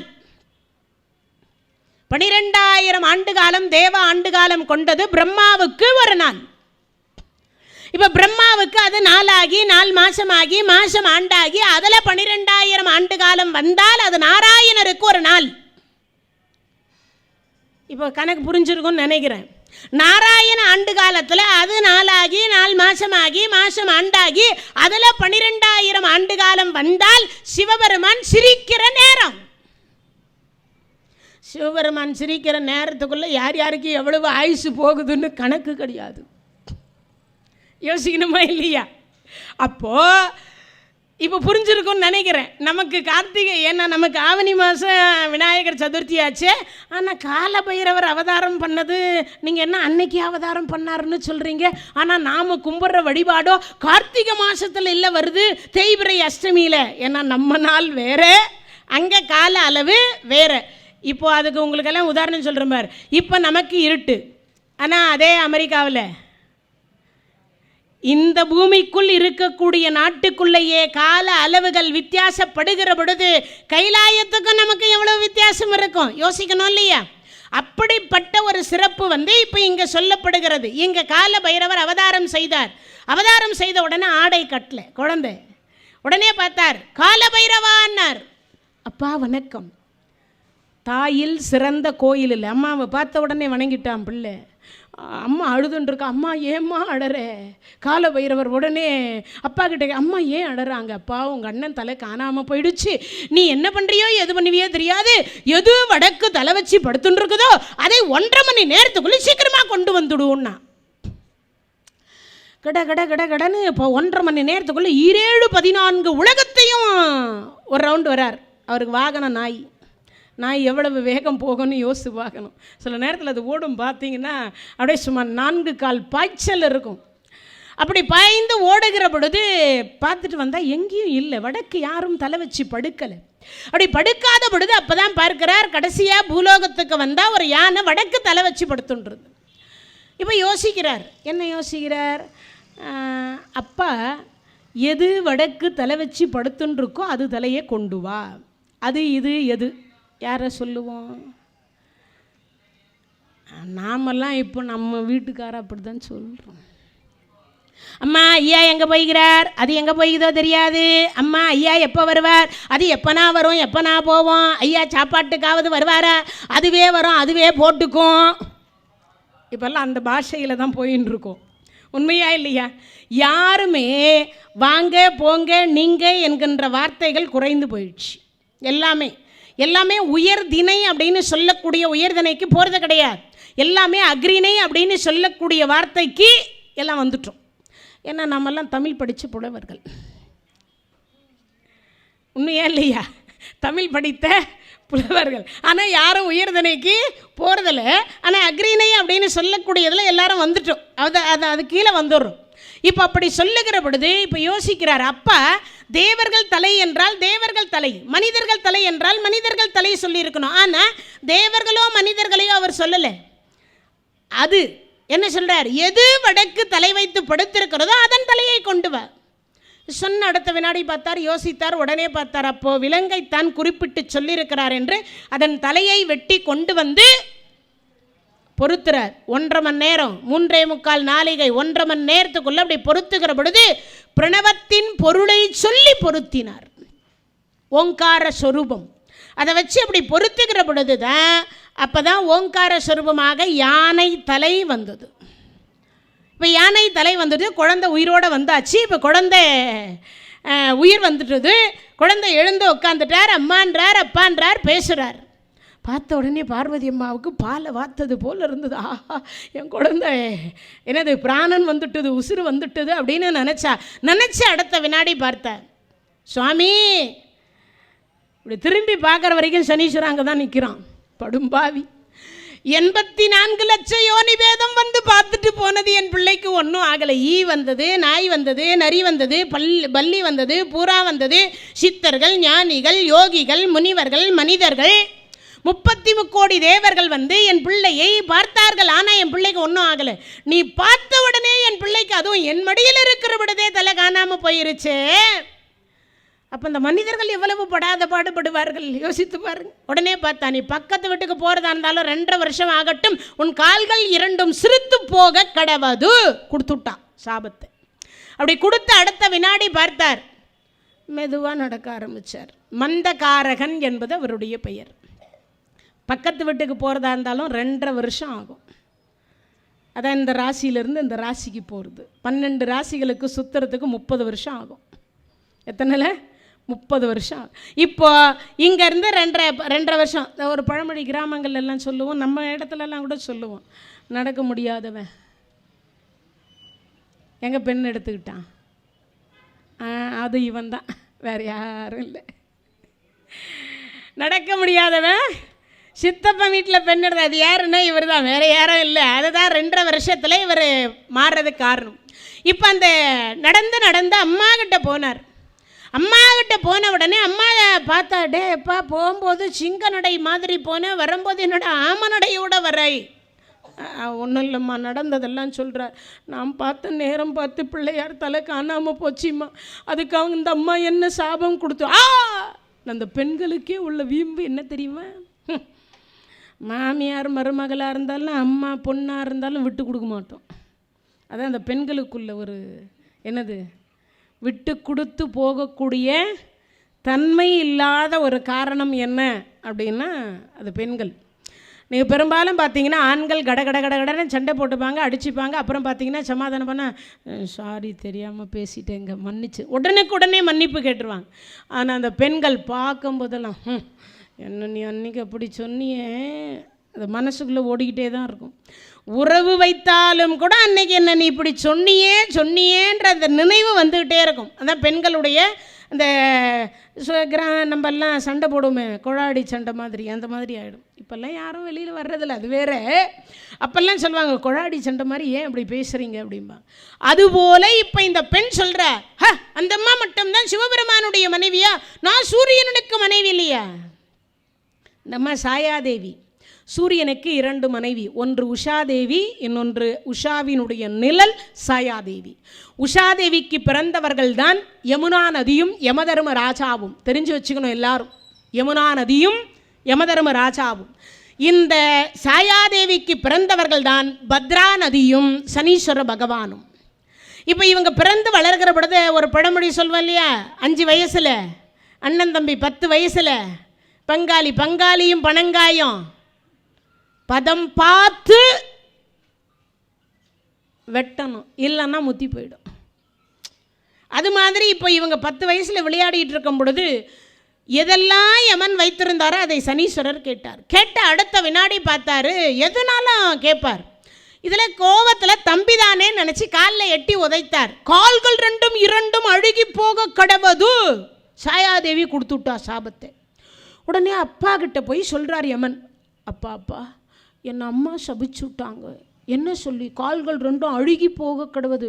அப்படியா சொன்னா உஷா? ஆமாம்ப்பா.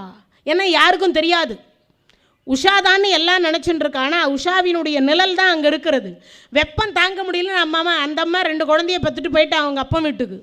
இப்போ என்ன செய்வதுன்னு தெரியாத நேராக வந்தார். உஷா, பெத்த பிள்ளைக்கு சாபம் கொடுக்கலாமா? தாய்க்கு தலைப்பிள்ளை அல்லவா, நீ இப்படி சாபம் கொடுக்கலாமான்னார். நான் பெத்தாதானேன்னா உண்மை என்னைக்காவது நெருப்பில் போட்டு எரித்தாலும் உண்மை வெளியில் வந்தே தீரும். தண்ணியில் கரைச்சாலும் வெளியில் வந்தே தீரும். பூமியில் புதைத்தாலும் வெளியில் வந்தே தீரும். உண்மை என்றைக்கும் யாராலையும் சாகடிக்க முடியாது. என்னைக்குமே சாகடிக்கும். அப்பேற்பட்ட ஒரு சிறப்பு உண்மைக்கு உண்டு. இந்த சொன்ன அடுத்த வினாடி நீ யார்? சுவாமி மன்னிச்சிருங்க, நான் உஷாவினுடைய நிழல், பாவி, என் கூடவே குடும்பம் நடத்தி 2 குழந்தைய பெற்றிருக்கிறேன். அப்போ இவ்வளவு நாள் நீ ஏன் உண்மையை சொல்லலை? அந்த அம்மா சொல்ல வேணான்னா நான் சொல்லலை. உனக்கு பிறந்தது எனக்கு பிள்ளையும் அல்ல, நீ எனக்கு மனைவியும் அல்ல. ஒதுக்கிட்டார். இந்த ஒதுக்குனதுனால என்ன ஆயிடுச்சு? இப்போ இந்த கால்கள் சரியாகணும். யமதர்ம ராஜாவாக இருக்கக்கூடியவர் கைலையம்பதியில் போய் 1000 ஆண்டு காலம் தவம் செய்து தர்மராஜா பட்டம் வாங்கினார். இந்த சனீஸ்வரருடைய அம்மா சாயாதேவி சொல்கிறான், உங்கள் அண்ணன் பட்டம் வாங்கிட்டான், நீயும் போய் பட்டம் வாங்கு. அம்மா, அவர் கைலாயில் தவம் பண்ணுறார், நான் எங்கே போய் தவம் பண்ண? காசியில் பண்ணு, கைலாயத்துக்கு நிகரான பதி காசி. ஆனால் உண்மையிலே நாமெல்லாம் தமிழ்நாட்டில் பிறந்ததற்கு ரொம்ப புண்ணியம் பண்ணியிருக்கிறோம். ஏன்னு சொல்லுங்கள்? அடுத்த ஜென்மோன்னு ஒன்று இருந்தால் நாமெல்லாம் திருவாரூரில் பிறக்கணும். பிறந்தால் திருவாரூர். ஏன்? நாய் பிறந்தாலும் சரி, நரி பிறந்தாலும் சரி, பேய் பிறந்தாலும் சரி, என்ன கிடச்சிடுதான்? முக்தி கிடச்சிடுது. உடனே உங்களுக்கெல்லாம் ஒரு சந்தேகம் வரும், டெலிவரி அங்கே வச்சுக்கலாமா? தாராளமாக. யாருக்கு? பெண்ணுக்கோ மருமகளுக்கோ டெலிவரி அங்கே வச்சோன்னா நம்ம பேர பிள்ளைங்களுக்கு முக்தி. யார் பிறந்தாலும், கோடி பாவம் செய்தவராக இருந்தாலும் திருவாரூர் தலத்தில் பிறந்தால் முக்தி. சரி, பிறக்க முடியல, நாங்கள்லாம் என்ன பண்ணுறது? வாழ்கிறோம். வாழ்ந்தால் முக்தி காஞ்சிபுரம். காலாட்டிகிட்டே சாப்பிடுவாங்களாமே. சும்மா போய் காலாட்டினெல்லாம் இல்லை. என்ன பண்ணனாங்க? தறி நெய்யணும். அதை நெய்தால் நமக்கு சோறு. அதனால் அடிக்கு ஒரு சிவலிங்கம் இருக்கக்கூடிய தலம். வாழ்ந்தால் காஞ்சிபுரத்தில் 30 வருடம் வாழணும். ஒரு 30 வருஷம் அங்கே வாழ்ந்தோன்னா நமக்கு எல்லாம் முக்தி கிடச்சிரும். சரி, வாழ்கிறதுக்கும் வழி இல்லை. அடுத்து தரிசித்தால் சிதம்பர நடராஜ பெருமான். 100 கோடி சொத்து வைத்திருப்பது சிறப்பல்ல. 100 வயது வரைக்கும் நான் டாக்டர்கிட்ட போகலை, எனக்கு ஒரு ஊசி இல்லை, மாத்திரை இல்லை, ப்ரெஷர் இல்லை, சுகர் இல்லை, அது இல்லை, இது இல்லைன்னு சொல்லுவது பிரச்சனை இல்லை. ஆனால் ஒரு முறையாவது வாழ்க்கையில் மனிதனாக பிறந்திருந்தால் சிதம்பர நடராஜ பெருமானை தரிசிப்பது சிறப்பு. ஒரே ஒரு முறை தரிசா முக்தி. சரி, தரிசிக்கவும் முடியல, வேறு எதுனா வழி சொல்லுங்க. இருந்த இடத்திலிருந்து திருவண்ணாமலை என்று நினைத்தால் முக்தி. எவ்வளவு எளிமை இல்லையா? நமக்கெல்லாம் கடவுள் எவ்வளவு நமக்கெல்லாம் கிஃப்ட்டு கொடுத்துருக்காருன்னு பார்க்கணும். அதுவும் தமிழ்நாட்டு மக்களுக்கு மட்டும் அள்ளி கொடுத்துக்கிறார். அதனால தான் கைலைக்கே போனால் கூட என்ன பதி? தென்னாடுடைய சிவனே போற்றி, எந்நாட்டவர்க்கும் இறைவா போற்றி. எங்கள் கைலைக்கே போனாலும் இதான் வாசகம். அப்போது அப்படிப்பட்ட ஒன்று நம்ம நாட்டில் பிறந்தால் திருவாரூர், வாழ்ந்தால் காஞ்சிபுரம், தரிசித்தால் சிதம்பரம், இருந்த இடத்திலிருந்து நினைத்தால் திருவண்ணாமலை, இறந்தால் முக்தி தரக்கூடிய தலம் காசியம்பதி. காசிக்கு நிகரான பதி நம்ம ஸ்டேட்லேயே இருக்குது. எது? காசிக்கு அடுத்தார் போல் என்ன சொல்லுவோம் எல்லாரும்? காசிக்கு போனால் எங்கே போனோம் அடுத்து?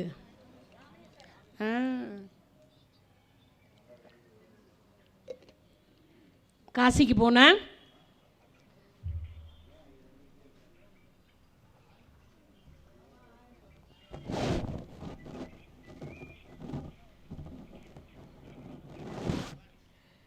காசிக்கு போனால் அடுத்து நாம் எல்லாம் போகக்கூடியது ராமேஸ்வரம். அப்போ அந்த ராமேஸ்வரத்துக்கு போனோன்னு கண்டிப்பாக நமக்கு என்ன கிடச்சிரும்? முக்தி கிடச்சிரும். இப்போ 5 ஸ்டேட் எந்த தலத்தில் இருக்குது? நம்ம தலத்தில் இருக்குது. அப்போ நாமெல்லாம் எவ்வளவு ஏதோ ஒரு சூழலில் இந்த 5 தலத்தில் ஏதாவது ஒரு தலத்தை கண்டிப்பாக தரிசிப்போம், இல்லை வாழ்வோம், இல்லை நினைப்போம். ஏதாவது ஒன்று கண்டிப்பாக உண்டு. எதுலேயும் நம்ம இல்லாமல் இருப்பதற்கு வாய்ப்பே கிடையாது. நிச்சயமாக இந்த 5 தலங்கள் ஏதாவது ஒரு தலத்தை நம்ம கண்டிப்பாக வாழ்நாள் எது செய்கிறோமோ இல்லையோ, கார்த்திகை தீபம் வந்தால் அண்ணாமலையாரை நினைக்காமல் இருக்கிறது கிடையாது. ஆனால் நான் எல்லாருக்கும் அன்பாக ஒன்று கேட்டு சொல்லுகிறேன், பணிவோடு கேட்டு சொல்கிறேன்.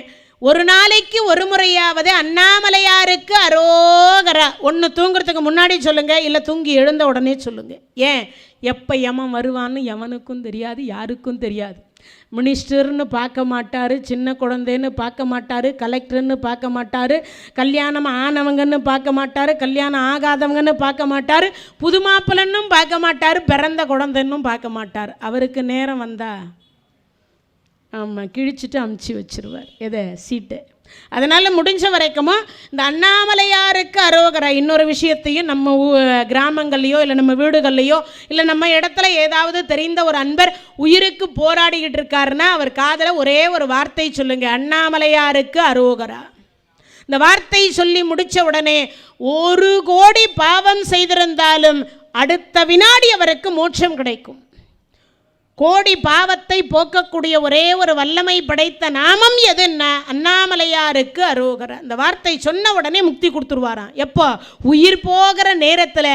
அவர் சொல்லலைன்னாலும் அவருடைய திருக்காதில் நாம சொன்னால் கிடச்சுடுதான். அப்போ எவ்வளவு சிறப்பு இல்லையா? அப்பேற்பட்ட காசியம் பதியில் சனி லிங்கம் அமைத்து கால பைரவரை குருவாக ஏற்றுக்கொண்டு சனீஸ்வரர் தவம் பண்ணுறார். தவம் முடிஞ்சது 1000 வருஷம். சிவசிவ என்கிற தீவினையாளர் சிவசிவ என்றிட தீவினை மாலும் சிவசிவ என்றிட தேவரும் அவர் சிவ சிவ என்ன சிவகதி தானே. அந்த சிவபெருமானை எண்ணி பூஜை செய்த ஒரே காரணத்தினால் சிவபெருமான் காட்சி கொடுத்தாரப்பா. என்னப்பா வேணும், என்ன வேணுமோ கேளு சுவாமி, இதுவரைக்கும் யாருக்கும் கொடுக்காத பட்டம் எனக்கு கொடுங்கோ. என்னப்பா பட்டம்? ஈஸ்வர பட்டம். ஈஸ்வர பட்டம் 3 பேருக்கு கொடுத்துக்கிறார். ராவணேஸ்வரன், சனீஸ்வரன், இன்னொருத்தர் ஒரு 2 அடி தான் இருப்பாராம். அவர் தமிழ் முனிவர்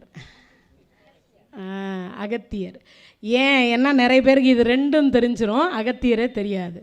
என்ன கேட்டால் பார்வதி திருக்கல்யாணத்தின் பொழுது ஈஸ்வர பட்டம் கொடுத்து தான் பொதிகை மலைச்சியில் போய் நிற்க வச்சார். தன் பலம் முழுவதையும் அவருக்கு கொடுத்து சமப்படுத்துவதற்காக அங்கே கொண்டு போய் நிற்க வச்சார். அதனால் அகத்தீஸ்வரர் என்கின்ற நாமம் அகத்தியருக்கு உண்டு. இப்போ இந்த 3 பேருக்கு கொடுத்ததில் முதல்ல யாருக்கு கொடுத்தார் அப்படின்னா ஈஸ்வரர் பட்டம் சனீஸ்வரருக்கு கொடுத்தார். கொடுத்த அடுத்தவன், அப்பா உனக்கு வேறு என்ன வேணும் கேளு. எங்கள் அப்பா கிழக்க பார்க்கணும், நான் மேற்க பார்க்கணும், செத்தாலும் எங்கள் அப்பா மூஞ்சில் நான் முழிக்கவே கூடாது. எங்கள் அம்மா தப்பு பண்ணா, நான் ஒரு தப்பும் பண்ணலையே, என்னை பிள்ளை இல்லை என்று அவர் எப்படி சொல்லலாம்? அதனால் எக்காரணத்தை கொண்டு எங்கள் அப்பாவை நான் பார்க்கவே கூடாது. அதனால் அவர் கிழக்க பார்ப்பார், இவர் மேற்க பார்ப்பார். இன்னைய வரைக்கும் அப்பா மூஞ்சி 2 பேரும் பார்த்துக்கிறதே இல்லை. அதனால தான் இந்த 7.5 சனி, அஷ்டமத்து சனி, அஷ்டோத்திர சனி வந்தாவே எல்லாம் என்ன பண்ணோம், அப்பா பிள்ளை இப்படி இருப்பாங்க, இப்படி ஆயிடுவாங்க, பிரிஞ்சிருவாங்க, சண்டை வரும், குடும்பத்தில் பிரச்சனை வரும், விட்டு கொடுத்து போக மாட்டாங்க. அப்பாவை கேட்காம ஒரு வேலையும் செய்யாத மகன் சொல்லவே மாட்டான், எல்லாத்தையும் பண்ணி முடிச்சு இப்போ என்ன இப்போ சொல்லலை தான் என்ன பண்ணப்போ அப்படின்பா. எல்லாம் பண்ணுறது இவர் வேலை தான். அதனால் சனியினுடைய ஆதிக்கம் அப்படி இருக்கும். இப்போ அந்த பட்டம் வாங்கி முடிச்சுட்டார். முடிச்சு அடுத்த வினாடி பார்த்தார், சுவாமி நவகிரகத்தில் நானும் ஒருவராக இருக்கிறேன், எனக்கு என்ன வேலை? இதான் ரொம்ப முக்கியம். உனக்கு வேலையாப்பா? நீ 30 வருஷத்திற்கு 22.5 ஆண்டு காலத்திற்கு ஒரு முறை ஒவ்வொருவரையும் பிடிச்சு விட்டுடு. ஒவ்வொருத்தரையும் பிடிச்சு விட்டுடுன்னா எப்படி விடுறது? அவரவர்கள் செய்யக்கூடிய பாவத்திற்கும் புண்ணியத்திற்கும் ஏற்றாற் போல பலனை கொடு. பாவம்னா என்னது? நான் சொல்லலை, மனுமுறை கண்ட வாசகத்தில் வள்ளலார் குறிப்பிடுறார் 44 வகையான பாவம். இப்போ அதை நான் உங்களுக்கு கடன்னு சொல்லுவேன், புரிஞ்சுக்கணும் நீங்கள் தான். ஏன்னா நேரம் இல்லாதனால சொல்கிறேன். நல்லோர் மனதை நடுங்கச் செய்தேனோ, நற்றாற்றில் கையை நடுவ விட்டேனோ, வழிய வழக்கிட்டு மானம் கெடுத்தேனோ, வரவு போக்கடியா வழியடைத்தேனோ, தானம் கொடுப்போரை தடுத்து நின்றேனோ, தர்மம் பாராது தண்டனை செய்தேனோ, கலந்த சிநேகிதருக்கு கலகம் செய்தேனோ, மனமொத்த நட்புக்கு வஞ்சகம் செய்தேனோ, மன்னோரம் பேசி வாழ்வழித்தேனோ, குடிவரை உயர்த்தி கொள்ளை கொண்டேனோ, குடிக்கின்ற நீருள்ள குளத்தை துர்த்தேனோ, ஏழைகள் வயிறு எரியச் செய்தேனோ, இறப்போர்க்கு பிச்சை இல்லை என்றேனோ, பசித்தோர் முகத்தை பாராதிருந்தேனோ, பகை கொண்டு அயலார் பயிரை அடித்தேனோ, கோள் சொல்லி குடும்பம் கலைத்தேனோ, கணவன் வடி நிற்போரை கற்பழித்தேனோ, கர்ப்பத்தை அழித்து கழித்திருந்தேனோ, கண்ணியை அழித்து கழித்திருந்தேனோ, குருவை வணங்க கூசி நின்றேனோ, குருவின் காணிக்கை கொடுக்க மறந்தேனோ, பட்சியை குண்டில் பதைக்க அடைத்தேனோ, கல்லும் நெல்லும் கலந்து விற்றேனோ, கன்றுக்கு பாலூட்டாது கட்டி வைத்தேனோ, குருவை வணங்க கூசி நின்றேனோ, குருவின் காணிக்கை கொடுக்க மறந்தேனோ, பெரியோர் பாட்டில் பிழை சொன்னேனோ, சொல்லிட்டு தந்தை தாய் மொழியை தள்ளி நடந்தேனோ, தெய்வத்தை இகழ்ந்து செருக்கடைந்தேனோ, என்ன பாவம் செய்தேனோம்பர். அப்ப சொல்லுகிற பொழுது இதுக்கு முன்னாடி 44 வகையான பாவத்தை சொல்லும்போது 43 சொல்லி முடிச்சார். முடிச்சதுக்கு அடுத்து கடைசியா ஒரு வார்த்தை சொல்லுவார், இதெல்லாம் செஞ்சாலும் தீர்வு உண்டு, இதுக்கெல்லாம் நிவர்த்தி என்கின்ற ஒன்று உண்டு. ஆனால் என்ன பாவம் செய்தேனோன்னு கடைசி வரியில் ஒரு வரியில் சொல்கிறார், தெய்வத்தை இகழ்ந்து செருக்கடைந்தேனோ. ஏன்னா நம்ம கிட்ட இருக்கக்கூடிய ஒரே கெட்ட பழக்கம் என்னன்னா, இந்த ஒரு பழக்கத்தை மட்டும் நம்மளாம் மாற்றுறதே இல்லை இன்னைய வரைக்கும். என்னது அது? விழுந்து விழுந்து சாமி கும்பிட்றேன், சாமி எனக்கு ஒரு நல்லதும் பண்ண மாட்டேங்குது. ஆனால் சாமியே கும்பிடாதவங்க எல்லாம் பத்தியா, நான் சொல்கிறதுக்கு முன்னாடி எல்லார் வாயிலையும் கர்ம வினை, முன்வினை கர்மா. நாம் ஒவ்வொரு கர்மாவுக்கும் நம்ம இந்த உடம்பு எடுத்து அனுபவிக்குது. அப்போது அரிது அரிது மானடராய் பிறத்தல் அரிது, கூன் குருடு செவடு பேடு நீங்கி பிறந்திருக்கக்கூடிய ஒவ்வொருவருக்கும் கிட்டத்தட்ட ஒரு 18 வயசுக்கு அப்புறமா எது நல்லது எது கெட்டது என்பது கண்டிப்பாக தெரியும். எல்லாரும் சொல்கிறாங்க தெரியாமல் பண்ணிட்டேன் தெரியாமல் பண்ண, நிச்சயமாக அது கிடையாது. கோபம் வருகிற பொழுது இந்த ப்ரெஷர் என்கின்ற ஒன்று ஏறுகிறது பற்றியா, அப்போ தான் தன்னையும் அறியாமல் சில வார்த்தைகள் பேசுகிறதுல தான் தெரியாமல் பேசுறது. மற்றது எல்லாமே நீங்கள் தப்புன்னு என்னைக்கு உன் மனம் இடத்துல சிந்திக்கிறையோ அப்போவே இந்த உள்ள இருக்கிற இறைவன் சிவபெருமான் கரெக்டாக காட்டி கொடுத்துருவார். என்ன காட்டி கொடுப்பார்? நீ தப்பு பண்ணுற, பொய் சொல்கிற, ஏமாத்துற, திருடுற, இது அடுத்தவர்கள் பொருள், இதை செய்யக்கூடாது என்பதை இங்கே இருக்கிற இறைவன் உணர்த்திடுவார். அப்போ நான் தெரியாமல் பண்ணேன்னு சொல்லிக்க முடியுமா? சொல்ல முடியாதுன்னு அர்த்தம். அதனால தான் சிந்திக்கக்கூடிய 6வது ஒரு அறிவை, சிரிக்கக்கூடிய 6வது ஒரு அறிவை, முடிந்த வரைக்கும் நல்லதை மட்டுமே எடுக்கக்கூடிய ஒரு அறிவை நமக்கு மட்டுமே இறைவன் கொடுத்து வச்சுக்கிறார். அப்போ நம்ம செயல்படுவது எப்படி இருக்கணும் யோசிச்சு பாருங்க. அப்போது அறிவை வைத்து தானே செயல்படணும். ஆனால் அப்போ சொல்லுகிற பொழுது ஆண்டவனை நிந்திப்பது என்ன? நம்ம பண்ணிட்டு எல்லா தப்பும் நாம் பண்ணிட்டு ஆண்டவன் மேலே பழியை போட்டால் என்ன பிரயோஜனம்? ஆண்டவன் மேலே பழியை போல வழி இப்படி தான் ஏற்கனவே நம்ம மூதாதையர்கள் வடிவகுத்து கொடுத்துருக்கிறார்கள். இந்த வழியில் போகாதே, திருடாதே, பொய் சொல்லாதே, ஏமாத்தாதே, இது எல்லாமே உனக்கு பின்னாடி கெடுதல்ல முடியும் சொல்லிக்கிறான். ஆனால் நாம போய் தான் பார்ப்போம். ஏன் பண்ணா என்ன தப்பு, சொன்னா என்ன தப்பு, செஞ்சா என்ன தப்பு, இப்படி கேள்வி கேட்டு கேட்டு கேட்டு நாமே நம்மை கொண்டு போய் அடுத்த ஜென்மத்தில் பாவத்தில் கொண்டு போய் சேர்த்துக்கிறோம். அதான் உண்மை. அப்போது இந்த ஜென்மத்தில் வணங்கி வணங்கி வணங்கி வணங்கி எவர் ஒருவர் திருவருளை சேர்த்து வைத்துக் கொள்ளுகிறார்களோ அடுத்த ஜென்மத்தில் அவர்கள் சுகபோகமாக வாழ்வார்கள். இந்த ஜென்மத்தில் நமக்கு இன்னொன்று, அப்பா அம்மா செய்கிற புண்ணியம், தாத்தா பாட்டி செய்கிற புண்ணியம், நாம் முன் ஜென்மத்தில் செய்த புண்ணியம், இது 3ம் தான் நமக்கு தவத்தளவே ஆகுமாம் தான் பெற்ற செல்வம். செல்வம்னா நீங்கள் நினச்சிக்க கூடாது காரு பங்களா. ஏன்னா செல்வம்னாவே உடனே ஸ்பாட்டில் எல்லாருக்கும் அதுதான். நம்மளை வாழ்த்துகிற பொழுது நம்ம தாத்தா பாட்டிலேருந்து அப்பா அம்மா எல்லாம் கல்யாணம் ஆன உடனே ஒரு வாழ்த்துவாங்க. என்னது? 16 பெற்று. அந்த காலத்தில் அதுக்கு அர்த்தம் தெரியாமல் 16 குழந்தைய பெற்றுக்கிட்டா.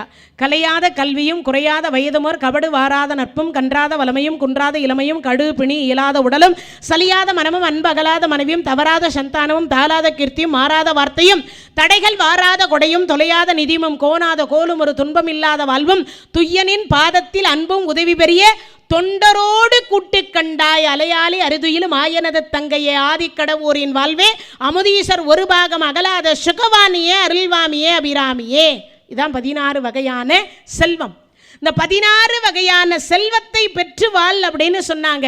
இந்த செல்வம் நமக்கு கிடைக்கணும்னா இப்போ நீங்கள் அமர்ந்து கொண்டிருக்கக்கூடிய இந்த கலியுகத்தில் இவ்வளவு பெரிய கிட்டத்தட்ட எல்லா வீட்லேயும் 52 72 இன்ச்சு டிவியை விட்டுட்டு அதில் இருக்கக்கூடிய ஒரு 126 சீரியலை விட்டுட்டு உள்ளங்கை அளவில் இருக்கக்கூடிய ஆண்ட்ராய்ட் ஃபோன் ஆப்பிள் ஃபோன்னு சொல்லக்கூடிய அதில் கிடைக்கக்கூடிய யூடியூப்பில் இருந்து அதில் இருக்கக்கூடிய என்னது இது ஃபேஸ்புக்கு வாட்ஸ்அப்பு அப்புறம் இன்னும் இன்ஸ்டாகிராமு எல்லாத்தையும் விட்டுட்டு இப்போவும் இந்த கலியுகத்திலும் இவ்வளவு பேராவது உட்கார்ந்து இந்த ஆன்மீகத்தை கேட்கணும்னு உட்கார்ந்துருக்கீங்க பாருங்க.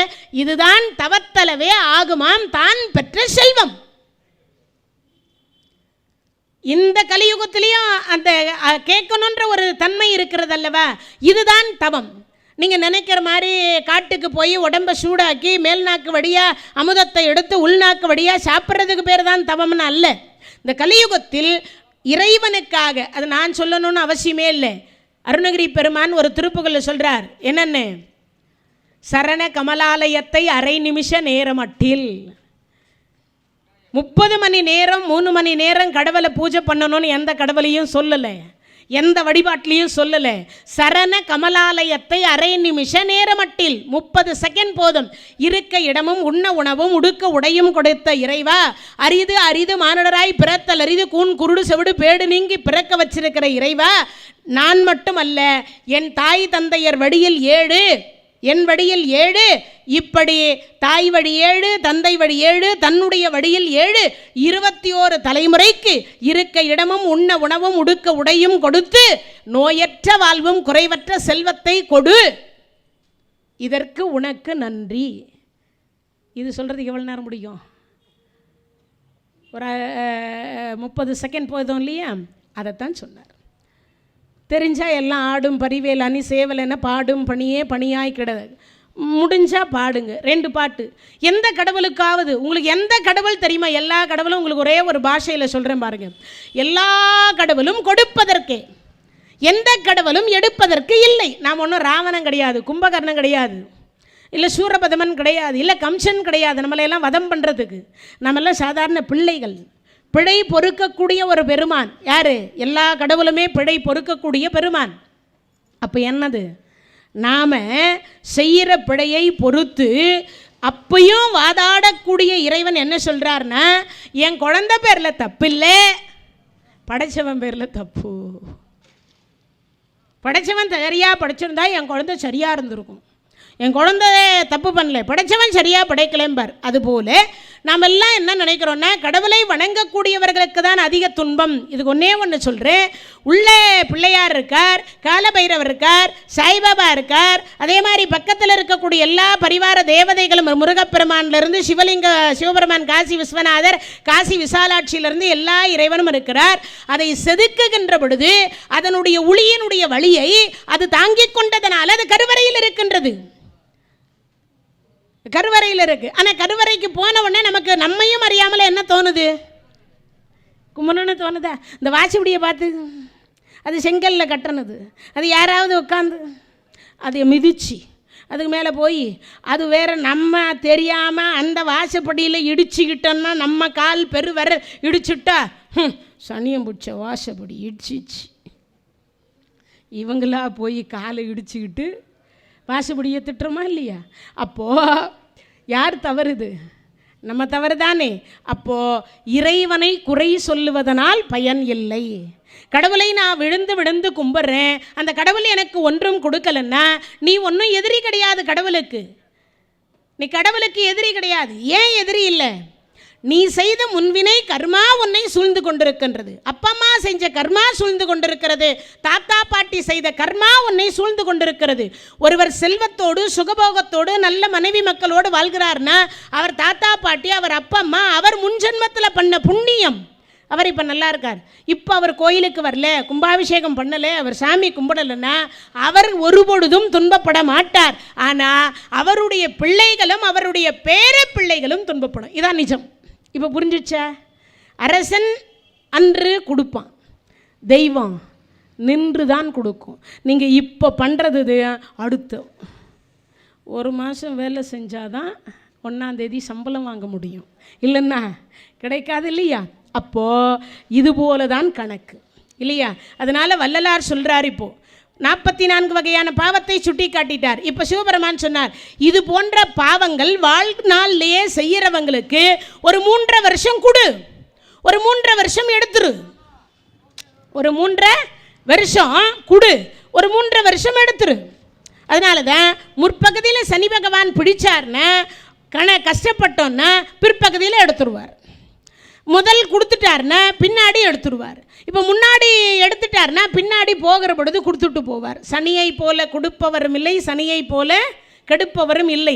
ஆனால் அது எதற்கு அப்படின்னா, உங்களுடைய நற்குணங்கள் என்பது, நல்ல செயல்கள் என்பது, தானத்திலேயே சிறந்தது அன்னதானம், அதை விட 1000 மடங்கு சிறந்தது அறிவு தானம், அறிவு தானத்தை விட 1,00,000 மடங்கு சிறந்தது நிதானம், நிதானத்தை விட 1,00,00,000 மடங்கு சிறந்தது சமாதானம். இதில் இன்னொரு தானம் சேர்த்துக்கணும். 5வது தானம், கிழிஞ்ச துணியாவது தச்சு ஏழை எளியவர்களுக்கு கொடுக்கணும். அதையும் போட்டு நம்ம சென்னையில் என்ன பண்ணுறோம், பிளாஸ்டிக் வாளி வாங்கிடுறோம். அதையுமா செய்து நம்மளாம் என்ன பண்ணுறோம், பிளாஸ்டிக் வாளி வாங்கிடுறோம். ஆனால் கிழிஞ்ச துணியாவது தச்சு ஏழை எளியவர்களுக்கு கொடுக்கணும். கிழிஞ்ச துணியாவது தச்சு ஏழை எளியவர்களுக்கு கொடுக்கணும். இந்த 5 தானமும் செய்தால் மனிதர்கள் 6 அறிவு படைத்த மனிதர்கள், இதில் 1 குறைஞ்சாலும் 5 அறிவு படைத்த விலங்கு நாமெல்லாம். அப்போது தானத்திலே சிறந்தது அன்னதானம், உண்டி கொடுத்தோர் உயிர் கொடுத்தோர். அடுத்து அறிவு தானம். இப்போ நான் உங்களுக்கு சொல்லி கொண்டிருப்பது, பள்ளிக்கூடம் நடத்துவது, ஒரு குழந்தையை ஃப்ரீயாக படிக்க வைப்பது, ஒரு குழந்தைக்கு அறிவை கொடுப்பது, ஒரு குழந்தைக்கு அறிவு கொடுத்தா அவன் 1000 குழந்தைகளை உற்பத்தியாக்குவது, இது எல்லாம் அறிவு தானம் செய்வது. நம்ம படித்த படிப்பை யாருக்காவது ஒரு 4 பேருக்கு பயன்படும்படியாக சொல்லி கொடுப்பது, அறிவு தானம் பண்ணணும். சரி, அறிவு தானம் பண்ணிட்டியா, அதுக்கப்புறம் என்ன, நிதானம். ரொம்ப படிச்சிருந்தாலும், எவ்வளவு டிகிரி வாங்கினாலும் சரி, இல்லை எவ்வளவு படிச்சிருந்தாலும் சரி, என்ன இருக்கணும், பணிவு இருக்கணும். நான் எவ்வளவு படிச்சுக்கிறேன் தெரியுமா அப்படின்னா போச்சின்னு அர்த்தம். போச்சின்னு அர்த்தம். எந்த இடத்துல கல்வி அறிவு அதிகமாக இருந்து பணிவு இல்லாமல் இருக்கோ, அவர் அவ்வளவு படித்தோம் கற்க கசரட கற்பவை கற்றபின் நிற்க அதற்கு தக. அப்போனா என்ன அர்த்தம், முடிஞ்ச வரைக்கும் கல்வியை கற்பது சிறப்பல்ல, அந்த கல்வியை கற்ற வழியில் நடப்பது சிறப்பு. அதன் வழியில் நடக்கணும் இல்லையா, அதுபோல் நடக்கணும். இப்போ அதைத்தான் சொன்னார். அப்போ நிதானமாக இந்த மாதிரி யாரெல்லாம் இதெல்லாம் செய்கிறாளோ அவளெல்லாம் கொஞ்சமாக துன்பம் கொடு, அதிகமாக கொடுக்காது. சரிங்க சுவாமி, நீங்கள் பாட்டுக்கு கொடுத்துட்டீங்க, நான் பாட்டுக்கு வாங்கிட்டேன், இதை முதல்ல யார் மேலே பிரயோகம் பண்ணி பார்க்குறதுன்னு தெரியல, வரம் கொடுத்தவன் தலையில் கையை வைக்கணும்னு சொல்லுவாங்க, முதல்ல நீங்களே அப்பாயின்மெண்ட் கொடுங்க, உங்களை பிடிச்சிட்டு அப்புறமா மற்றவங்களை பிடிக்கிறேன்னார். ஏண்டா இதுக்கடா 1000 வருஷம் தவம் பண்ணேன். சரிங்க சுவாமி, நீங்கள் தானே கொடுத்தீங்க, அதனால் நீங்களே கொடுத்துட்டதை நீங்களே சொல்லிடலாமேன்னார். உடனே பார்த்தார், அப்படியா, சரி உனக்கு 90 நாள் டைம் தரேன், முடிஞ்சா பிடிச்சிக்கோ. 3 மாதம். சிவபெருமான் முன்னாடி போகிறார், பின்னாடி சனீஸ்வரர் வரார். நம்மளை மாதிரி ஆட்களும் அத்தனை பேருக்கும் இப்போ சொல்ல போன செய்தியாக பரவிடுது. எங்கே, யூடியூப்பில், Instagram, WhatsApp, Facebook, message, SM எல்லாம் போயிடுச்சு. போன உடனே சொல்கிறாங்க, ஈஸ்வர பட்டம் வாங்கி இருக்கிறாராம் சனீஸ்வரர், அவரை போல கொடுப்பவர் எவரும் இல்லை, அவரை போல கெடுப்பவர் எவரும் இல்லை, சிவபெருமான் ஒன்றும் செய்ய மாட்டார். ஏன் சிவபெருமான் ஒன்றும் எதுக்கு செய்ய மாட்டார், பொன்னும் மெய்ப்பொருளும் தருவானை, போகமும் திருவும் பிணர்ப்பானை, பின்னை என் பிழையை பொறுப்பானை, பிழையலாம் தவிர பணிப்பானை, இன்ன தன்மை என்று எரிவண்ணாய் எம்மானை எளிய வந்த பிரானை. யார் அவர், சிவபெருமான். பொன்னும் மெய்ப்பொருளும் தருவார், போகமும் திருவும் தருவார், பின்னை என் பிழையை பொறுப்பார், நான் பண்ணுற தப்பு மொத்தத்தையுமே பொறுத்துக்குவார். யார், சிவபெருமான். சிவபெருமானை எல்லாரும் தண்டனை கொடுக்குற கடவுளாக தான் நினச்சின்னு இருக்கோம். ஆனால் அவரை மாதிரி பிழை பொறுக்கக்கூடிய ஒரு உலகத்தில் வேறு எந்த கடவுளும் இல்லை. எல்லா கடவுளும் தண்டனை கொடுத்துருப்பாங்க. எல்லா புராணத்தையும் பாருங்கள், சண்டை இருக்கும். சிவபுராணத்தில் மட்டும் பாருங்கள், சண்டையே இருக்காது. சிரிப்பால் தாங்க முப்புறத்தை கூட எரிச்சார், சிரிச்சிட்டு தாங்க எரிச்சார். ஆனால் எக்காரணத்தை கொண்டு சண்டை போட்டதா சரித்திரம் கிடையாது. அப்பேற்பட்ட சிவபெருமானாக இருக்கக்கூடியவர். அதனால் பார்த்தார், நம்ம கொடுத்த வரத்தை நாமே மதிக்கலைன்னா உலக மக்கள் எப்படி மதிப்பார்கள், 90 நாள் டைம் தரும், பிடிச்சிக்கோன்னார். சரி, இவர் 90 நாள் டைம் கொடுத்ததுனால பின்னாடியே போகிறார் இல்லையா, திரும்பி திரும்பி பார்க்குறார் சிவபெருமான், இவனும் வரானே, சிவபெருமானை யாரும் வணக்கம் சொல்லலை. சனீஸ்வரா வணக்கம், சனீஸ்வரா வணக்கம், சனீஸ்வரா வணக்கம்னாங்க. சிவபெருமான் பார்த்தார், இது என்ன நமக்கு விழ வேண்டிய வணக்கமெல்லாம் பின்னாடி போயின்னு இருக்கு. சரி இருக்கட்டும்னு நேராக ஒரு தாமரை பூத்து குலுங்கி இருந்த தாவரத்துக்குள்ளே இறங்கினார். குளத்தில் இறங்கியவர் பார்த்தார், தாவரத்துக்கிட்ட பேசுகிறார். சிவபெருமான் பேசுகிறது எல்லாருக்குமே கேட்கும் இல்லையா? அதனால் அவர் பார்த்தார், ஒரு அறிவு படைத்த தாவரம். அந்த தாமரை கிட்ட கேட்டார், பின்னாடி சனீஸ்வரன் இருக்கானா? சுவாமி அவன் கரை மேலே இருக்கான், ஆனால் தண்ணியில் இறங்கலை. ஏன்? அவனுக்கு தண்ணின்னா அலர்ஜி. இறைவனுடைய கருணையினால அவர் சொல்லுகிற பொழுது சொல்கிறார், நம்ம கொடுத்த வரத்தை நாமே மதிக்காவிட்டால் உலக மக்கள் எப்படி மதிப்பாங்கன்னு தாவரத்துக்கிட்ட போனார். சனீஸ்வரன் இருக்கானே, கரை மேலே உட்காந்துட்டு இருக்கான். சுவாமி அப்படியா? சரி, அவன் என்னை பார்க்கவும் கூடாது, அவன் என்னை தொடவும் கூடாது. அப்படி ஏதாவது உங்ககிட்ட இடம் இருந்தால் கூட, சுவாமி என் பொண்டாட்டியே தொடாத இடம் இருக்குது சாமி. மனைவி தொடாத இடம் எங்கேயாவது உண்டா? சாமி என்கிட்ட இருக்குது. மற்ற எல்லா இடத்துலையும் மனைவி தொடுவா, ஆனால் என்கிட்ட மட்டும் மனைவி தொடாத ஒரு இடமும் வச்சுருக்கேன் சுவாமி. சுவாமி உங்களுக்கு மொட்டை மாடி வேணுமா, அண்டர் கிரவுண்ட் வேணுமா? சிவபெருமானையே கேட்ட ஒரே ஒரு பூ எதுன்னா இது மட்டும்தான். உடனே பார்த்தார், அவன் என்னை பார்க்கக்கூடாது, அதுக்கு ஏதாவது ஒரு இடம் இருந்தால் கொடு. சுவாமி தாமரை தண்டுக்கு இடைப்பட்ட பகுதியில் நீங்கள் போய் இருங்க சுவாமி, அவன் எப்படி என்ன அனுமதி இல்லாமல் உள்ளே வர்றான் பார்க்குறேன். தாமரை தண்டை ஒடிச்சிங்கன்னா அது உள்ளர பார்த்தீங்கன்னா ஹோல்ஸ் இருக்கும் இடையில்.